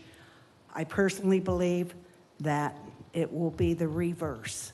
Those people are extremely knowledgeable, well-planned. The property has been there since the 1920s, owned by a huge family with philanthropic, I can never say that word, support the arts. It's the Deering family of International Harvester that went with a lot of roots founded in Miami, Florida, is extremely valuable, and I would just invite the public to research some websites available for the Farmington Tree Farm and Deering Park. One other comment, that Family Lands Remembered, who put together Babcock Ranch over on the west coast of Florida, is a model of a future community that may have solar power available, industry out there, water management, all kinds of industry that would help our community. Thank you for your consideration, and again, thank you for everything you do for us. Thank you for your remarks, Allison. Appreciate that. Anyone else? Seeing none, public participation is now closed. Thank you for your comments. Let's move on to the consent agenda. Is there any commissioner would like to have a comment on any of the items before I go around for any that pull? Any comments on any of the items? I have comments on 7M and 7, what is it, V. Make them now, please, ma'am. Okay, sure. For 7M, on behalf of the residents of Central Beach, especially Pine Street, I would like to thank Beachside Baptist for holding this event in Riverside Park. And then on the playground, we need more shade in this area. It's the playground for 2 to 12-year-olds has very little shade with it. So we need more shade in the area, and without substantial shade, it doesn't work well in the daytime for much of the year. I hope that shade and enclosures to protect from the parking lot can be added, but I think we need to move forward with that tonight. So those are my comments. Thank you, ma'am. Anybody else for a comment? Yes, sir, Commissioner McGirt. Comment on 7R. 7 Romeo C. So What I have to say is very similar to what I've heard tonight. Images is an absolutely amazing and probably in the best arts festival that we have in this community. It is the first true arts festival that we had. It is a tremendous benefit to the community. We work together as a partnership. We have gotten so much from the ACA, and I like to think that we hopefully can give back to them in an equal share. I would be devastated if, after all this time, after all the decades of locals going to the ACA, going to the Images Art Festival, that we would change our policy on something that is so valuable and so beneficial to our community. As a matter of fact, I'll go as far and say that a few years ago, we started handing out tickets, and parking was never a problem. I don't want to see parking ambassadors out there ticketing people for all kinds of little ticky-tack kind of things. It's a wonderful event, highly beneficial to the community. And I see absolutely no reason or no need to have to change anything that we've been doing over the last 30 years. Great partnership. So it is probably one of the best things that has happened in New Smyrna, and we couldn't be luckier than the ACA setting up shop here. So I would not want to mess with a great thing. Thank you, Mayor. Thank you, sir. Anyone else for the comment? Yes, ma'am? Discussions. Discussion. 7T. 7 Tango, a comment? Comment is that in full transparency, this event has already happened. This was a leftover from our last meeting. Right. So. Right, comment. right. It would have been on the agenda previous to this, had it not been for the storm. Yes, ma'am. I'm just ready for discussions. I Okay, have so several. let's talk about what we want to pull. And, well, I've got one comment on. 7 Lima is about the actual purchase of the actual equipment for the fire department ambulance. So we've approved the concept, reserved the money. They've now decided which item they want. So this is why we'll do it in 2 steps rather than 1. Okay. Any item to be pulled? Yes, please. Yes, ma'am. Sorry. 7J, 7 Juliet. 7N, Just a second.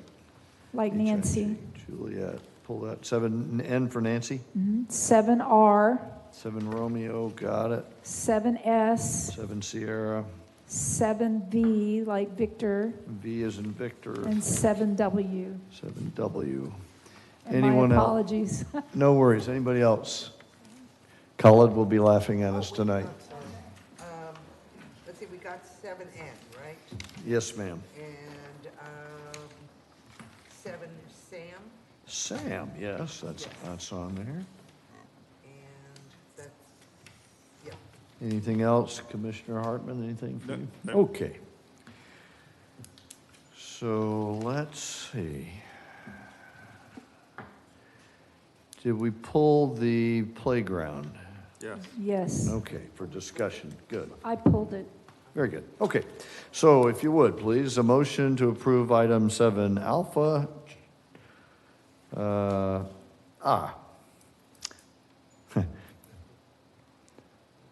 would like to pull Bravo.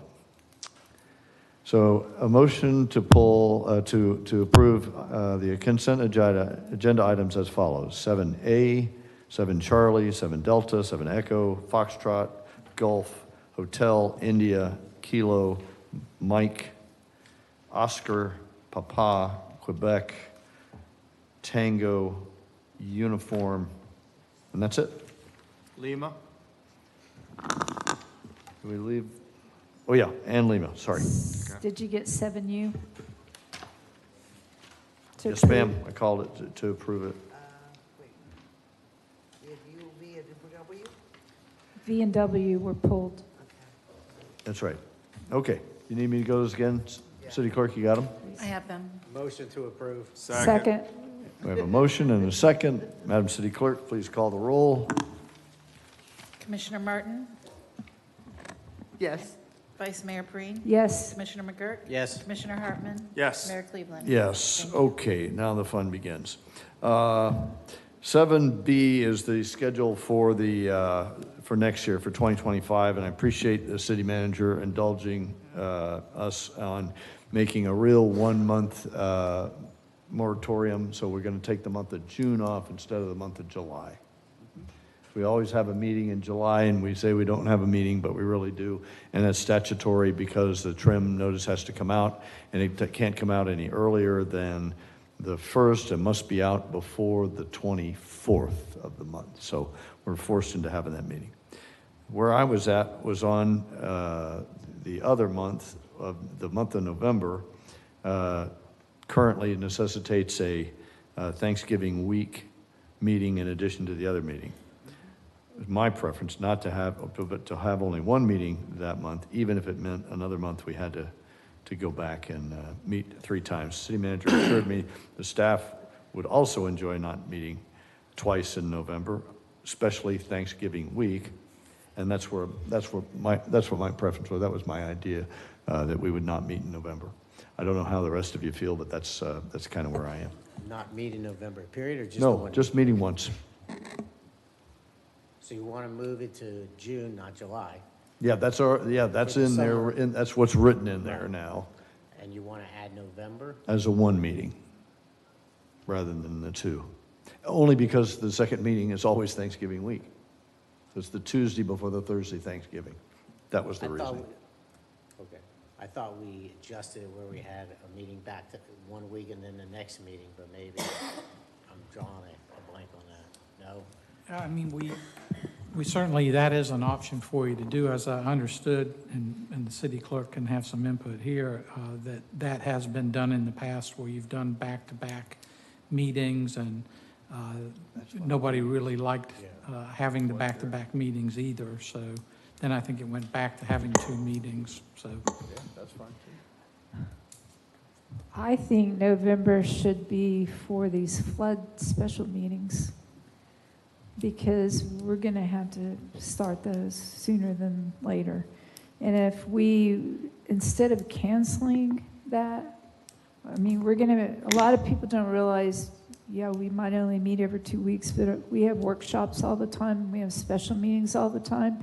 Maybe we could work in a special meeting the week before or that week, but I think we should immediately schedule whatever is legal for notification for the citizens and get this flood workshop kicked off and discuss the committee and everything in November instead of canceling that Thanksgiving meeting. Well, why don't we just move that a week so there's a back-to-back meeting 1 week and then the next week there's a meeting, so we have the 2, but it's not during Thanksgiving, because I think most people are probably not showing up to that meeting, and it would be better served the week before, simply because people, even those who I agree. flooded, have family plans. In a motion you'd like to make this happen? I'd like to make a motion to have a special meeting on the week before our regular meeting in November. That falls on Thanksgiving week, whatever that date is. Help us out here, 18th. Kelly. 18th, thank you. A special meeting or So the we have a- regular commission, moving the date of the regular commission meeting? Your discussion. Well, I would make it a regular commission meeting where if we don't have many agenda items, we can Can talk about concentrate. that. But so should we make a Yes. motion to have 2 meetings in November, one on the 11th and one on the 18th? Yes, make that motion, please. Is that just for the lawyer and the manager, any fuzz around the legality of whether we dedicate one of those meetings to flood planning? I have something. So in our charter, the first meeting, regular meeting in November is usually the organizational meeting after a general election.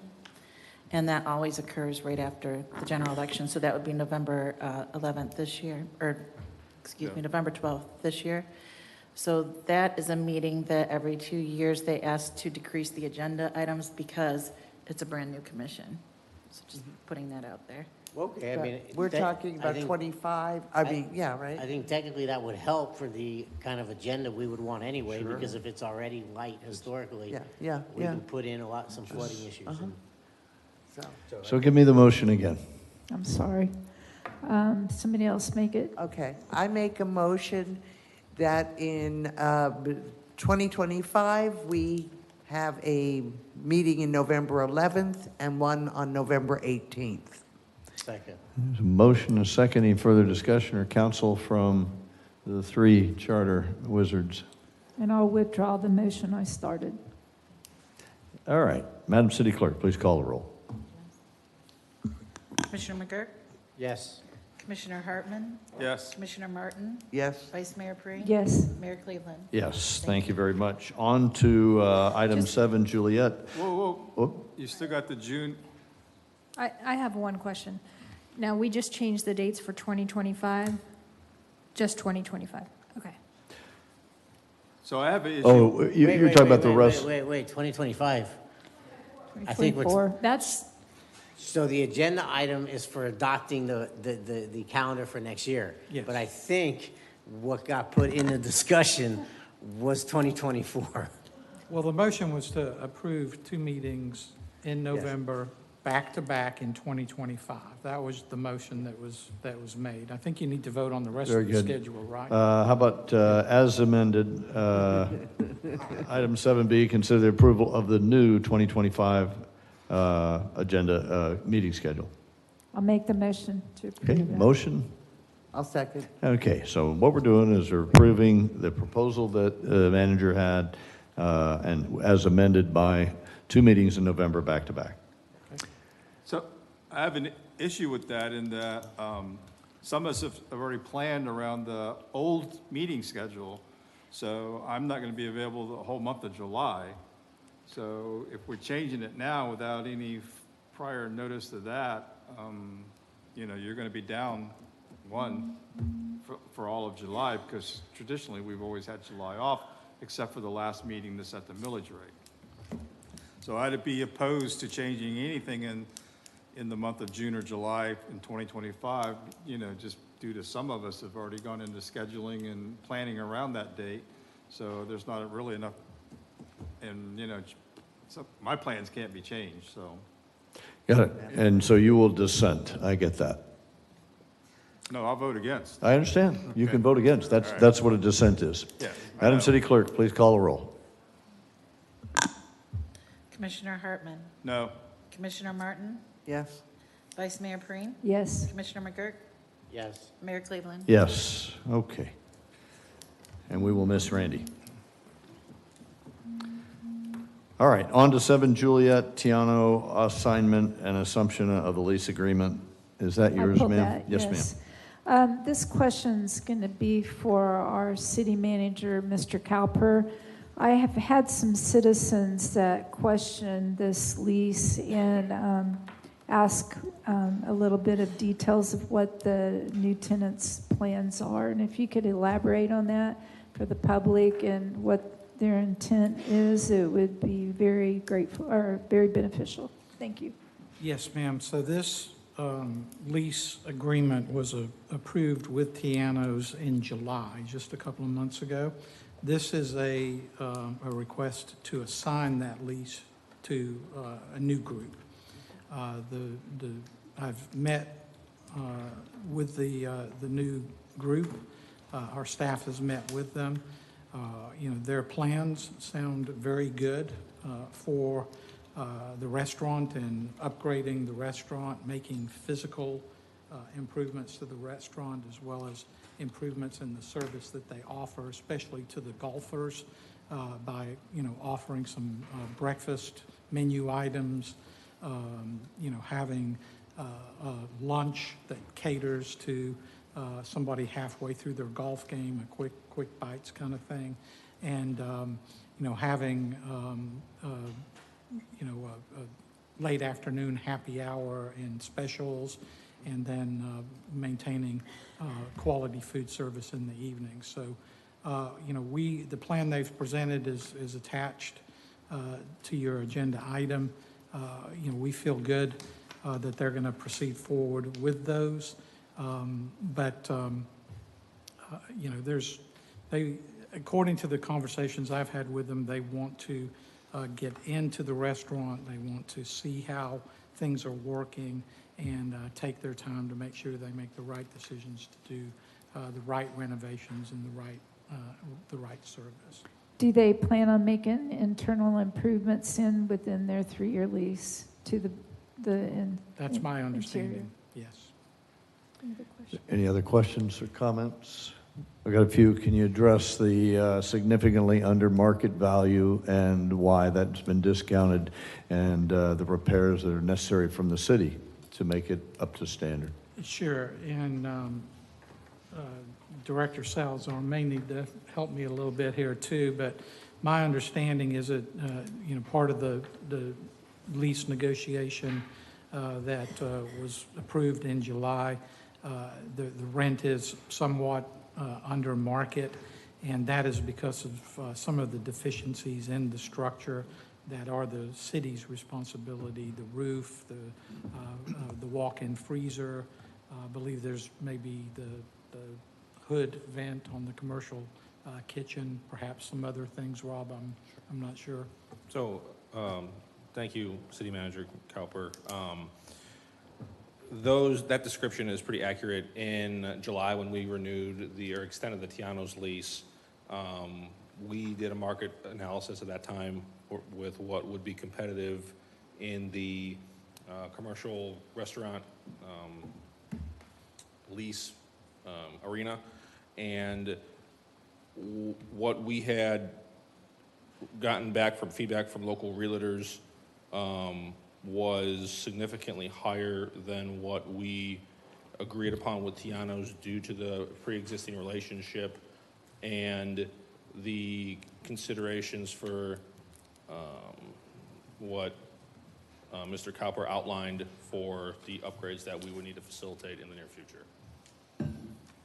So, and our intent is to budget to fulfill any capital needs in the upcoming fiscal years for that equipment that needs to be upgraded. So, Rob, help me understand why we didn't do that as we're now reacting to that rather than doing it ahead of time. So, I remember a discussion at the dais. I can't remember exactly. Was that there? It was not. I went Okay. back and listened, and it was on the consent. It wasn't pulled. Okay. All right, very good. You don't have any money in the budget this year. No, sir. But we know the building's has significant needs, so it'll cost several tens of thousands in the out years, and so they've got a 5-year contract is what we're getting ready to do? So the agreement with Tiano's is a 5-year deal, or the lease that was signed in July is for 5 years. The intent from what we're seeing with the new leasee will be to improve the operations. And also at the time in July, we did not have any notice that this lease was going to be reassigned to a new party. So we had not had any complaints from the existing leasee. So coming in with a new fiscal year without any plan, obviously less than ideal. But we've met with the incoming leasee, and we feel we'll have a good relationship and a good working relationship moving forward. Great. Will you complete all this work before his lease is up? For the 5-year term, I would envision doing so. Do you know how much money that's going to be? I couldn't give you an No clue. estimate yet. All right. Gotcha. We'll have the ability to determine what needs to be done, and we can have those discussions with the leasee. And if we make a significant investment, I think we would want at that point in time to be renegotiating that lease if possible. Are there any code or fire restrictions that would prevent them from operating in a building that has got problems? We have no violations that have been brought to us to date. Has the building been inspected by any of those organizations, either the fire inspector or the building inspector? The building is annually inspected, from my understanding. I mean, that would be protocol for. I don't want to get them into something that they're going to have a problem getting their BTR. And what As I have you. said, from my understanding, we are up to The building is our city building that's attached to the clubhouse, and I have no knowledge of any violations or code issues that we faced. Okay, thanks. Anybody else? Yes, ma'am. Just to follow up, this seemed low, and also, I prefer triple net leases, but here's the issue. I think that this group is going to bring in revenue for our golf course. That wasn't mentioned because they're going to be providing things that was never provided before. So I think there's a little bit of value there, even though I prefer a triple net lease. I don't know if that location would warrant that. This is a different situation, why this is being brought back to us, and I wasn't aware of the needs that the building had until briefings on Monday. So help me here. Yes, well, I wouldn't, I'm not sure that it would be possible at all to do a triple net lease on this building. I mean, we share this space, so it's all one power meter, one, electric meter. The building's insured by the city. We don't pay property tax, so. So the utilities and the power are paid through the restaurant. Those are paid through, they have a separate account for the power that they manage. So those expenses we don't accrue. In regards to the assignment of the contract and the fee that's paid monthly, that was assigned in July when it was approved, when we brought that forward at that time. At this point, I believe, based off my conversation with the city attorney's office, without a reasonable reason to withhold approval of this assignment, what's in the terms of the contract calls for this to be transferred to the new organization. And Carrie, you can correct me if I'm wrong. No, you're correct. And I think the other part of the lower market rate price is the fact that the city needs an operator out of there to support the golf course operation. So it's a little bit of a symbiotic relationship. Thank you. I think those are really important points that we need to discuss, because on the surface it looks like a triple net, but when the building is shared with the city golf course building, then it's impossible to do that. And I had those questions addressed to me, and I just wanted the public to hear that. So thank you. Any other questions for Director Salazar or the manager? Okay, I have a motion on 7J. I'll make a motion to approve. Motion to approve and a second. Madam City Clerk, please call the roll. Who was the seconder? Me. Yeah, okay. Commissioner Martin? Commissioner Martin? Martin. Sorry, yes. Vice Mayor Perine? Yes. Commissioner McGurk? Yes. Commissioner Hartman? Yes. Mayor Cleveland? Yes. Thank you. Okay, thank you. On to 7 November, the special event approval for the Boyer Sangus wedding reception at Joy by the Sea for Saturday, March 29th, 2025. Whose is that? I pulled Yes, that ma'am. for discussion because I'd like a little bit more information. We had a gentleman speak about this, and this is new to me, so please enlighten me on a little bit more details on this. If this is a common practice, and just give me a little more info on that. Rob, can you go through the permitting process here? So Joy by the Sea is a beachside venue or bed and breakfast that occasionally operates or facilitates weddings. Per our special events ordinance, the major event is triggered on this property when they serve, where they have open alcohol containers. That's why this is coming through the special events process. This is outside their typical operating footprint. So we've had a handful of these weddings that have worked through the administration through the special events committee, where the capacity of the property has a maximum per fire code of 49 individuals. We've talked through that compliance issue with code, fire, PD. I typically, for a wedding, this is kind of something that would not come to your approval level, but because it did trigger the major special event per definition of the ordinance, that's why it's here.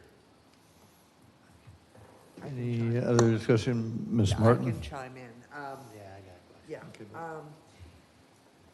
This is a single-family home that has a catering license. I don't know that they have a short-term rental license for the main residence. I don't know that.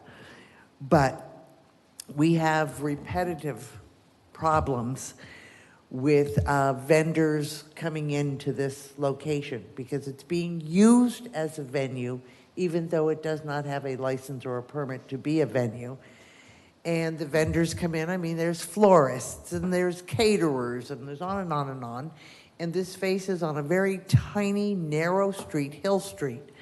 So we've had repeated problems with noise, with parking. It simply is not an appropriate location for a venue. And I am confused why it's what the nonprofit is. Joy by the Sea is a for-profit corporation, so why there's a couple of references throughout the application to nonprofit confuses me. It should not be marked as a nonprofit, to my knowledge. Oh, it is marked on the application as a nonprofit. You see, I understand my confusion. That does make sense. I don't see any correlation to a nonprofit for this specific event. Thank you. So it's a residential, it's a single-family residence that is being used as a venue. So just to clarify, this application was brought to the Special Events Committee through the wedding planner that's planning the Boyer-Sangus wedding, and her name's Zena Norton. They're utilizing the property at Joy by the Sea for the wedding. So that's how it funneled through us. Just for clarity. Okay. So, yeah, so. Any other questions? Yeah, Commissioner McGurk. And Rob, I apologize if you answered this question. I have a lot of thoughts going on. What is the property zoned? I guess, yeah, my question is, how is a special event happening, essentially a venue event, a place? I mean, I kind of remember the history of this being built. Sure. And there's some confusion about the parking requirements and what they were allowed. I guess my question is, this is not like a private residence that happens to be having a wedding for a family member or friend. It seems to be this type of more of a venue use. And I'm just wondering how it has the zoning to be able to do that, because I know, for example, in a residential neighborhood, you have to have an overlay, for example, like a historic overlay, to be able to allow to have things like weddings. So what am I missing? Sure. So part of the special events ordinance, with the approval from the commission, would allow them to operate outside of their approved zoning. So that's part of what you would approve. So they're seeking the waiver. This is the request they're seeking. So if that makes sense. So just like Images or any other thing, it's not zoned for some major. Correct. This is not zoned appropriately but we can for. go ahead and give the authority. Yes. Commissioner, it is a little bit confusing, but this is not a venue. It's not an entertainment venue. This is a short-term rental property. There's a single-family house, and then there's cottages, and then there's an outdoor area with a deck. And typically, when they have weddings there, that occurs outside. Do they have a short-term, do they have the short-term zoning? Rental Yes, zoning? they Okay, do. that was, So okay, thank you. the reason that it's capped at 49 is because it is not permitted as an event venue. It's in order to be permitted as an event venue, it would have to have different zoning, it would have to meet different building code requirements, on and on. So the 49 is where it's capped. And so the wedding is just, you know, if you and your family booked up all the rooms and you decided we wanted to have a wedding, a graduation celebration, end-of-life celebration, whatever it might be, then that's just an incidental activity for that short-term rental property. So the reason, ultimately, as I understand it, the wedding will occur, then there'll be an after-wedding party, celebration. That typically includes food and beverage and music. And the music typically will be louder than what would be expected in the residential district, and your approval will allow that music to be played until, I believe, 10 p.m. without creating a violation. So the music, the noise, is a key component of this as well. I've met with the people that own Joy by the Sea, met with the staff and attorneys. The owners have developed plans to shuttle people back and forth so they're not parking on the street. They've got a shuttle, and so, you know, they're trying to operate within the parameters that we've given them, and have, you know, as little impact on the neighbors as they can. Thank you for the clarification. Yes, I sir. understand the situation clearly. Okay. Anybody else? Yeah, before I'd we like go back? Wait, just a minute. Yeah, Just a minute. Anybody else before we go back to secondary attacks? Commissioner Martin. I just want to know if any, one of the ongoing problems we've had over the last couple of years has been the various vendors for this non-venue venue, blocking streets, blocking driveways. So I would hope that this time they would actually transport the guests, but I do have concerns about the Hill Street and the ongoing problems we've had with various vendors. I mean, literally blocking people's driveways. So is that also being handled? Well, that's my understanding. Again, in meeting with the owners, representatives, the wedding planner in particular, they talked about all of that, the parking, the loading, unloading, and that they were, they want to be responsible. They don't want to upset the neighbors. And so they'll do what they have to do to make sure that the event comes off without a hitch, or with a hitch if it's a wedding. It's getting late. Nice play on words. Excellent. Okay, any more discussion? Is there a motion on item 7M? I'll make the motion.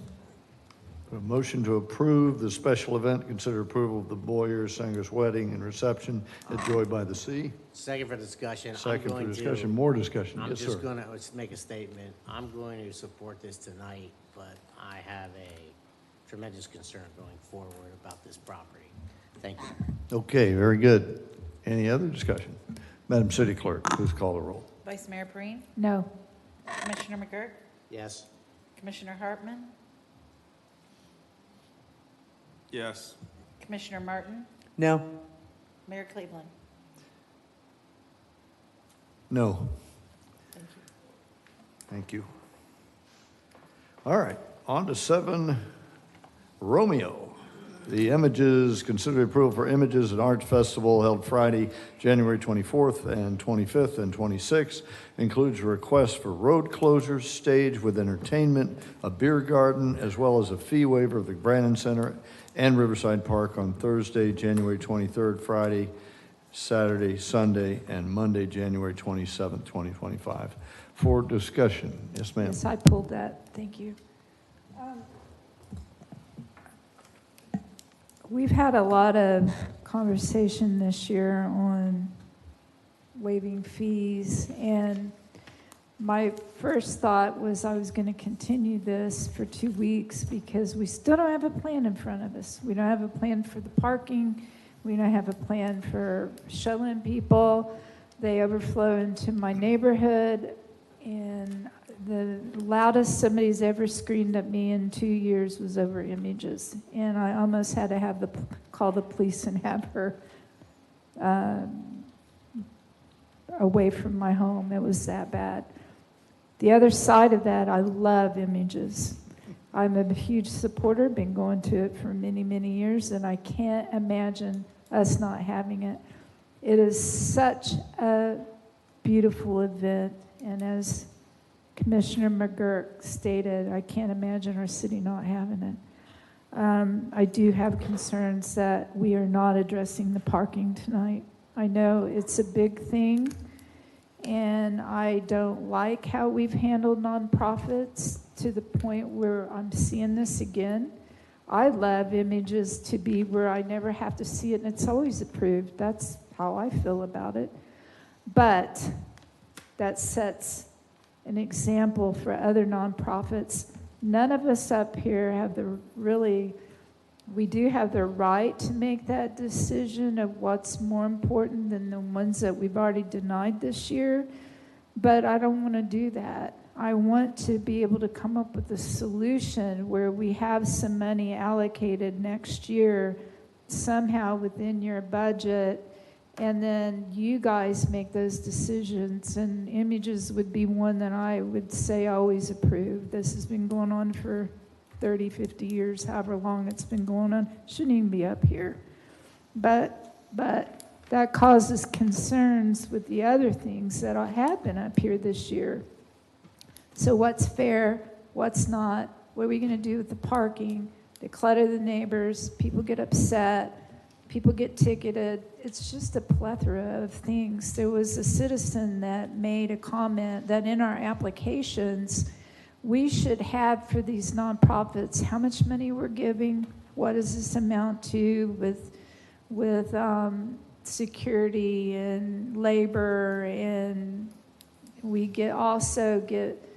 have like-kind exchanges, what does that amount to, where we get tables back, and I mean, we just want a little more detail from now on. I'm not going to delay this because I've already heard that they need to know tonight, and that's fine. Had nothing to do with images, it had everything to do with our process and how we've handled cultural arts and nonprofits all year, because it was working until now it's not, so why?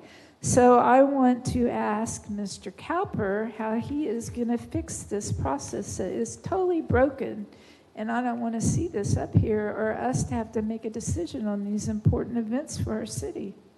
Yes, ma'am. I do think that there are solutions to your concerns and other concerns that I've heard expressed, like the farmers market. It's a frequent event that we have an specific agreement with them. What they will do, what we will do in return, that doesn't come to you for reapproval. And I think we're looking at a similar event for the car show, a similar system for the car show on Canal that's been going on for a number of years. I think this is probably another good example of an event that is longstanding, that has great community value, and certainly warrants us waiving certain fees and to facilitate it.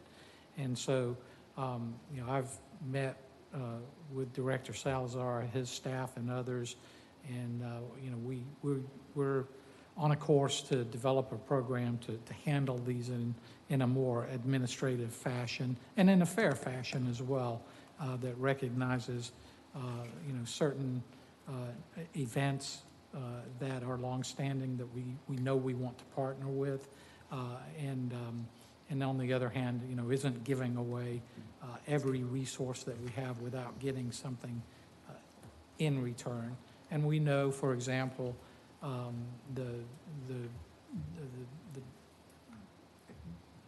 forgive me, it is getting late, but the arts organization work with us at different times of the year, and they have events that are hosted by Rob. They have artists come and do demonstrations and workshops for underprivileged kids. So there's a lot of things that are happening here that we give a little bit, they give back.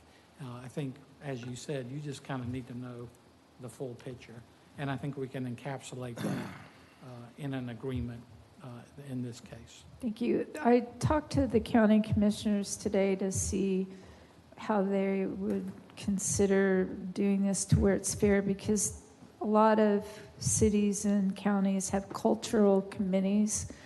But the problem with that, so it avoids coming to us, is the people on this board appoints the people that still want the same things they want. So we're back to square one. We've just created another board. We're spinning our wheels. So then they suggested, well, maybe we do a lottery. We always approve the certain ones that bring value to the community, like the images, then have a lottery. Those nonprofits would budget like they're not getting any fees for free, and then if they happen to be pulled in the drawing for the lottery for that, we only allocate so many in January. When it's gone, it's gone. It doesn't come back up here to us. They need to budget that next year, and I'm not talking images here. I'm talking about all the other ones we've seen this year that all have a good cause for kids and fishing and you name it. There's a cause for everything, which I'm not saying it's wrong. I just don't want us to have to make that decision, whether it be by lottery or how other cities or counties handle it. I would be ever grateful if you could come up with a plan. Well, I think those are all things that we can look at. And I will say the other part of this equation, we recognize that we've got cultural events and other things that look to us to help finance that by giving them fee waivers. We are focused in on how we can increase the revenues on the other side of the ledger, particularly at the Brannon Center, and things that we think we can do there that will enhance revenue to help offset some of those events that we give away to. Thank you, sir. Thank you, Commissioner Perrine, for that. I've got a couple of ideas or a couple of comments. It's interesting to watch the cycle, which may be a do loop. We're not a secret anymore. We're on the national. No, they were on the international map of a destination to come to move to. And we've heard from residents tonight, they would like it to stay small, no more growth, shut the door, deepen the moat, put the bridge down. And many are the same ones that enjoy images, which I certainly enjoy. So the more we polish the apple, the more attractive it's going to be, and the more people are going to want to move here, and the more houses they're going to want to have, and the more shops they're going to want to have. So let us take a serious moment for which came first, chicken or egg, and how do you want to proceed seriously, because these two things are in conflict. The more you make the city attractive, the more people want to come here. So for those of you watching and those of you listening, that's an interesting dilemma that we face. And we have to do something about the flooding thing, because you've heard the heartbreaking stories tonight, and they've had it. If we do not do something, that's going to be a big deal. Images is put on by the ACA, a precious, precious commodity and a precious resource for this town. The city manager tells me that one of the things the city does, it puts on fun and culturally exciting events for its residents, a function of the city. I've had conversations with the leadership of the ACA, from the chairman of the board, on a place that takes Mr. Salazar out of the middle of us telling him, make money, or at least don't lose as much money, and at the same time we give things away. I would love it if we would see our way clear to allow the city manager and his staff to bring those events forward and have a memorandum of understanding where, like the car or like the farmers market, potentially the car show, potentially this, it's a benefit for the city at the same time as it benefits the 600 and some artists that come here to the 16th most popular event, artist event in the country. There's new leadership at ACA, and both structural and board members. They are interested in the performing arts. This town does not have performing arts to any large extent. One of the ideas that has surfaced is the interest in using Brannon Center more for performing arts. Potentially, one of the ideas is Grammy-level performers that are already performing at the Big Brother to the ACA out at the Dr. Phillips Center could bring serious art, performing arts to our town. We could have it at the Brannon Center. I'll give you one example. The event we rented the other night for the Queen concert, which is a quartet, we figure calculations that they netted for one night $60,000. 2 performances, filled the house twice. We did that with some of the right performing arts here in our town. Brannon Center will be in the green for a lifetime. And ACA, we could make a deal with ACA that says a couple times a year, maybe 3 times a year, you'll bring the talent, we'll split the gate. Something like that the executive director and the city of the ACA and the city manager could coordinate. So this year we're stuck. got a bad situation because the parking thing is going to be an issue, and we're going to get complaints, and it's going to be a problem.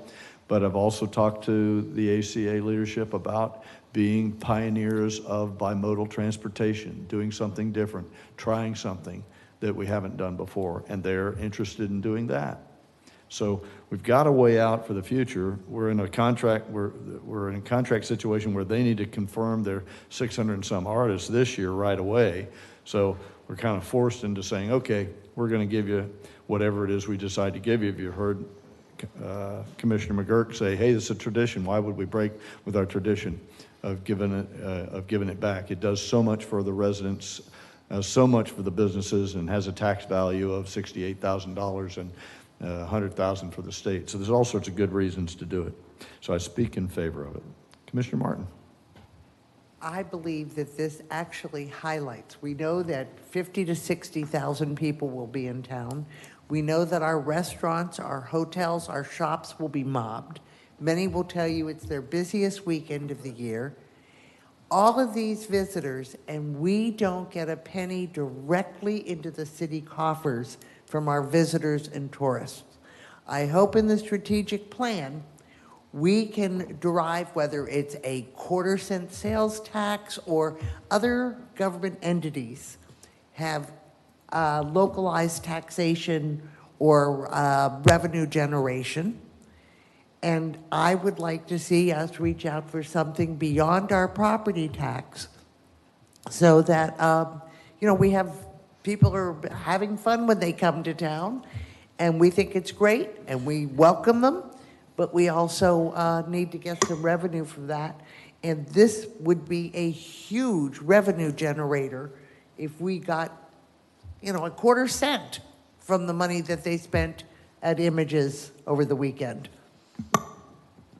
Any other comments? I do. Yes, ma'am. I'm not a fan of taxing people, but that hurts businesses. But what I am a fan of, if Rob would work with the group to come up with some parking solutions. I'm going to vote yes on this tonight when it comes up, but I really would have rather had parking solutions with this application tonight. To say that this is not broken is not true. It was broken last year in my own neighborhood. There was a wreck on Faulkner. There was people, the church's lots were packed. I love it. It's going to be bigger this year, I'm sure, and as we all hope it will be. But even though we're approving this, I'd like some answers to solutions of parking. And that would be wonderful because we can't have it like it was last year. It's getting too big. I think along the lines of what each of the members of the commission have illustrated, there's clearly concerns over parking, and with the ACA and a time constraint for notifying artists, with the approval tonight, that I can review the parking plan. The approval will allow them to move forward with organizing their artists and getting them notified that the event's a go and get them ready to go. But we can sit down and fine-tooth comb the parking plan in more detail if that's what's needed, and kind of make sure we're aligning what our intent is with their intent and come up with the best practice for that. Any other discussion? Is there a motion for item 7R? I'll make that motion, please. Second. There's a motion for approval and a second. Any more discussion? Madam City Clerk, please call the roll. Commissioner McGurk? Yes. Commissioner Hartman? Yes. Commissioner Martin? Yes. Vice Mayor Breen? Yes. Mayor Cleveland? Yes, thank you very much. Thank you, Director Salazar. Appreciate that.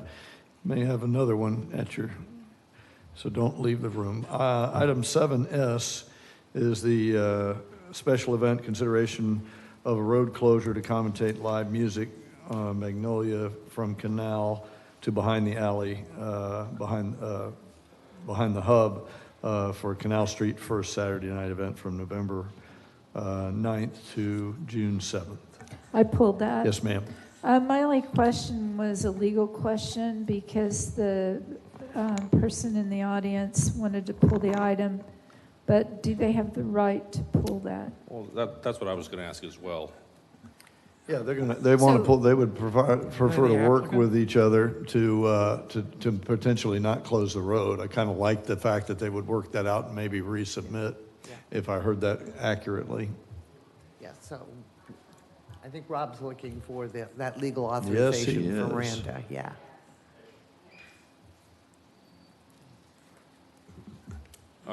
We'd like to table the item and we'll pull it. Is that and the right we'll word, bring it or back. continue? Continue to a date certain? Do we know how many meetings we need? How about we pull it and I'll get with the And organizer then about bringing it resubmit? back on. Okay. Okay. Is pull appropriate? Okay, is there a motion? Make that motion. They just withdrew the item before your consideration, so. Okay. Okay, We're not going to. we're done? Yeah, it's Okay, withdrawn. very good. 7S is gone. How about on to Victor, approval of the contract with Compound to replace the playground equipment at 27th Avenue Park. Whose is that? I pulled that for Yes, ma'am. discussion more. Yeah, good. To get some clarification about the contractor itself. The question that several of the people tonight had, that they were questioning that, and maybe Commissioner Martin can elaborate, or people that know more than I do. Well, I know Director Ray has worked very, well, a couple of constraints, and correct me every time I'm wrong. One, dealing with the FEMA insurance money from Hurricane Nicole. Yes, FEMA isn't for the playground itself. FEMA was for the seawall and. Okay, just that part of it, and boy, is it bad back there. And I will say, I know Director Ray has worked very hard to get marine grade, because we have a big problem. Anything beachside that can rust away almost immediately, and I don't see any point in putting real money out and then in a year or two having it so rusted that it's useless. That park isn't that old, but the previous commission didn't approve marine grade, so a lot of it has rusted and disintegrated. Well, let's listen to Director Ray talk to us about how we got here and what we're going to do to get out of it. Sure. So that park was part of an ECHO grant. So as part of that, we have to have a playground there for 30 years. And the replacement of it has been approved by the folks at ECHO with the county. And part of what we have to do to continue the ECHO grant is we have to be able to have some of the very similar items that were in the original park.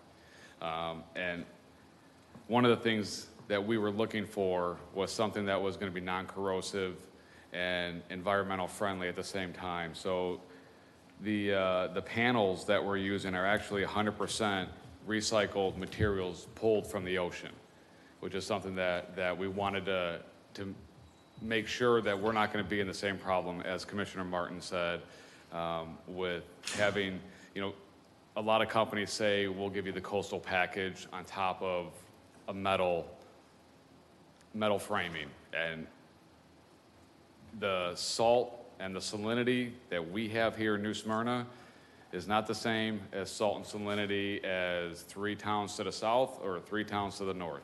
For some reason, it's different, and that park in particular, not only is it the salty air, but it's getting sandblasted every single day. So we were looking for something that was more sustainable, so we don't have to come before you 5 years from now with the same problem. Anything else, David, that we need to know? I'm here to answer any questions. All if right, you have anybody got a question or comment? Yeah, Yes, I do. Commissioner McGurk. So, funny you say that, Lisa. Believe me, we did that park not too long ago. And every time we do a beachfront park, we hammer home, we have to get the best quality marine grade materials. And we're always told that we are absolutely doing that. So, take a little exception with your comment that's at a previous commission. And it goes way back, all the way to way before me, with the boardwalk, that the city has done beautiful projects, and then within a year or two, all of the stainless steel starts rusting. So it's not that we haven't advocated for it, insisted on it. For some reason or another, whatever we do there, no matter what, seems to rust. Now, I'm not doing a personal audit to the actual equipment used, but we have certainly reiterated, and city staff has known and understood the importance of getting the highest marine grade quality stainless steel. But it seems to never. I remember the ribbon cutting at this darn park not too long ago, and here we are spending money. Now, there's another issue that comes up, because the best park we ever had was in either Riverside or Manatee Park, whatever you want to call it. It was made out of wood. A bunch of local contractors got together and put that thing together for the kids.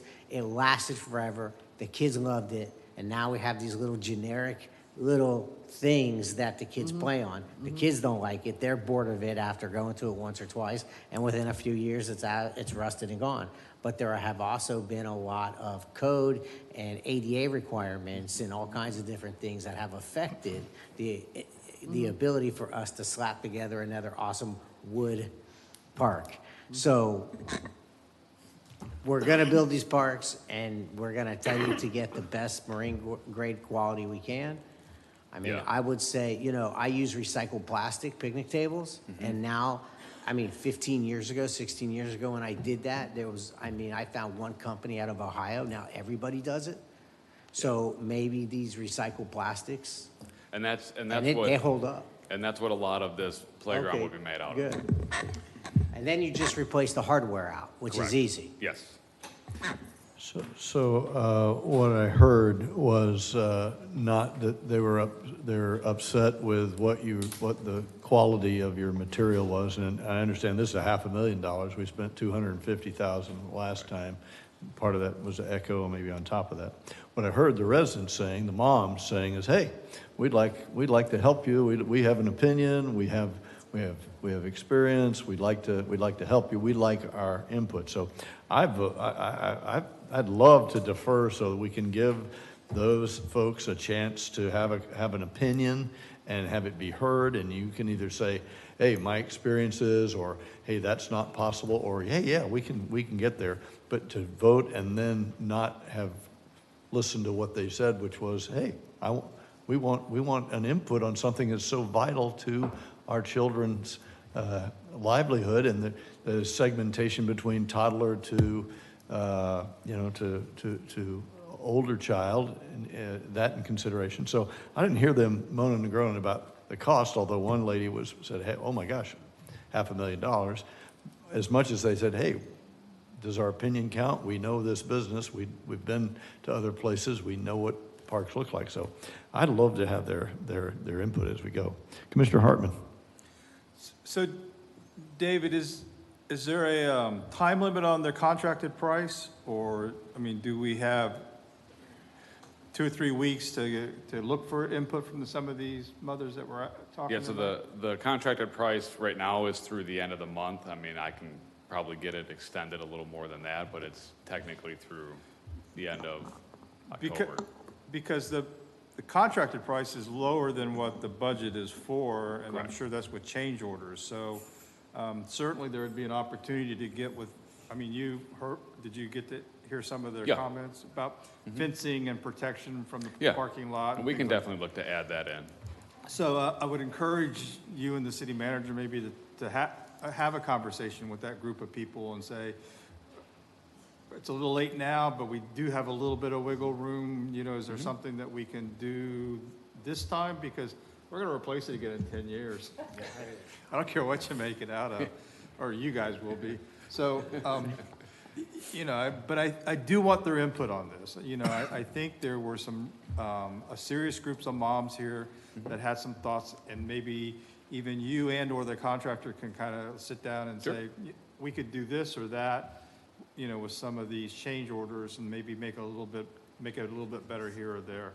I know a lot of the things that we did last time was also to help with the disadvantaged children so that they would have a place to, you know, enjoy the park setting. So, you know, if we could, I'll approve it, but with the stipulation is that we at least have a conversation with them and see if there's any tweaking that can be done between now and actual construction. What's the term, all children's park? Is that the term for all, you know, whether you're disabled or whatever, something like that? I don't want the optics to overwhelm the in fact how you're doing. I like what Commissioner Hartman said, but I don't want to feel like we've steamrolled them and said, okay, they approved it anyway. Right. Instead of, if there's a way to involve them before you pull the trigger, I would say we defer it till they get to have their say. Commissioner Martin? Yeah, well, I want to point out that there are some stipulations due to ECHO that we have to functionally replicate a lot of what we have. Right now, there are 0 swings. There's just chains hanging from the top. There is plywood keeping kids from falling out of certain climbing things. And I think you know, David has already extended the age, because one of the original complaints I got was that it was for older children, but he's already gotten it down to 2. We can expand, we can add. You've already heard me say I want shade and that enclosure or protection. But if we don't move forward tonight, it's going to be months, weeks, I don't know how long before it gets back up here again. And when I would prefer to approve this tonight with the stipulation that we expand with the input from the mothers. Sure. If we could do that, that would be great. Any other comments? Well, how do we, what if so we agreed to move forward with tonight with their input. We don't know what their input No, is. I said with the stipulation that we then expand on it Yeah, we with the pulled the trigger tonight. stipulation, say in December. Pull the whatever. trigger tonight and I think- and then spend more money when we get their input, which I think is Well, foolish. I think, I don't mind delaying it for a couple weeks, but Yeah. how do we approve it and then we get their input and then we can't do their input? Well, how do we assume it's 2 weeks? There'd be all kinds of, first they have to have the discussion, then they have to have agreement among themselves, then it has to be priced out, then it has to be, so no, it won't be a couple of weeks. It would be months. Maybe so, but they'll get what they want. Yeah, so. There will always be somebody else who comes back in and says, I didn't want that. She said I wanted that, or he said I wanted that, but I want this instead. So we can forever keep postponing this. We have that here on the David, dais. Can I ask a question? Yes, So sir. was this bid out, or was this just on, like on a, This is from using the Omnia Partners contract. okay. So how long is that contract? How long is that good for? That is good, I believe, at least another year. Okay, so we worked with them, we selected the equipment we wanted, they priced it out. Correct. Yes, sir. So if we delay this tonight and take what will be several months to kind of plan out what we want, then we would just go back and reprice everything and get a new contract 6 months from now. Correct. So that's kind of your option. You can go forward with what we've got tonight or not. If we don't go forward with tonight, we'll engage the group and replan the park and see where we are. Any other questions or comments? Yeah, I have a question. We do know, and I've spoken with the mothers that were here tonight. How do I go out and explain to all the other mothers that are fine, or parents that are fine with this park approval? Well, 2 people said that they wanted some changes, so your kids aren't going to have a park to play in. Understand that we have rough plywood. Are we waiting, I wish we had pictures. If I had known this would be so controversial, I would have brought you pictures of the chains hanging from the swing set with no seats, of the plywood that is screwed up to some of with the climbing things. I mean, some little kid's it is a non-functional and in some ways dangerous park at this moment. And I am loath to have to explain to a whole bunch of parents that we couldn't move forward tonight, and that they're going to have to wait another 6 or 9 months for their kids to have a park. And I would virtually guarantee that those 2 mothers who were here tonight would say, rather than wait another 6 or 9 months, go ahead and approve what we have. Yeah, we've turned something from a couple months into 9 months, so that's interesting. Yes, sir. David, would this have any effect on the ECHO grant? Would you think that the county would? I mean, they would like to see us, they want to see us have a plan. And they want, we've extended it out to the fall to bring this item here today. They were in lockstep with us at our first budget presentation and then our second, budget presentation. And they had approved actually from the first budget presentation to the second, they made us add a bigger swing set that would match similar to what we had prior. So if we punted this down the road, kicked the can down the road, we'd have to go back to the ECHO board again for approval if we change? Not necessarily the board. It'd be going back to the staff members from the county, and getting their approval and letting them, bringing it to their attention that, we have to come back to you all and, kind of really just reset the timeline and talk them through it. And we're coming into the holiday months, obviously we don't want to work on Thanksgiving week anymore, so I'm sure the county doesn't either, nor December, so, okay, thank you. Yep. Madam City Clerk, please call the roll. We don't have a motion. Actually, we need a motion. Yep. Yes, ma'am. I think you just sent me that note. Is there a motion to approve? I would make a motion to A approve. motion to approve. Is there a second? Second. A second. Now, Madam City Clerk. Yes, Commissioner Martin? Yes. Vice Mayor Perine? Yes. Commissioner McGurk? Yes. Commissioner Hartman? No. Mayor Cleveland? No. Motion carries. I also need a motion to continue the meeting. Yeah, It's past you sure do. 10:30. We got 3 minutes. Motion to, you want it now or? Yeah. Yes, Is there a motion? Motion to continue the Motion to meeting. continue to 11. Is there a second? Second. Oh, damn. Madam City Clerk, please call the roll. Commissioner Martin? No. Vice Mayor Perine? No. Commissioner McGurk? Yes. Commissioner Hartman? Yes. Mayor Cleveland? No. So we will end in 2 minutes.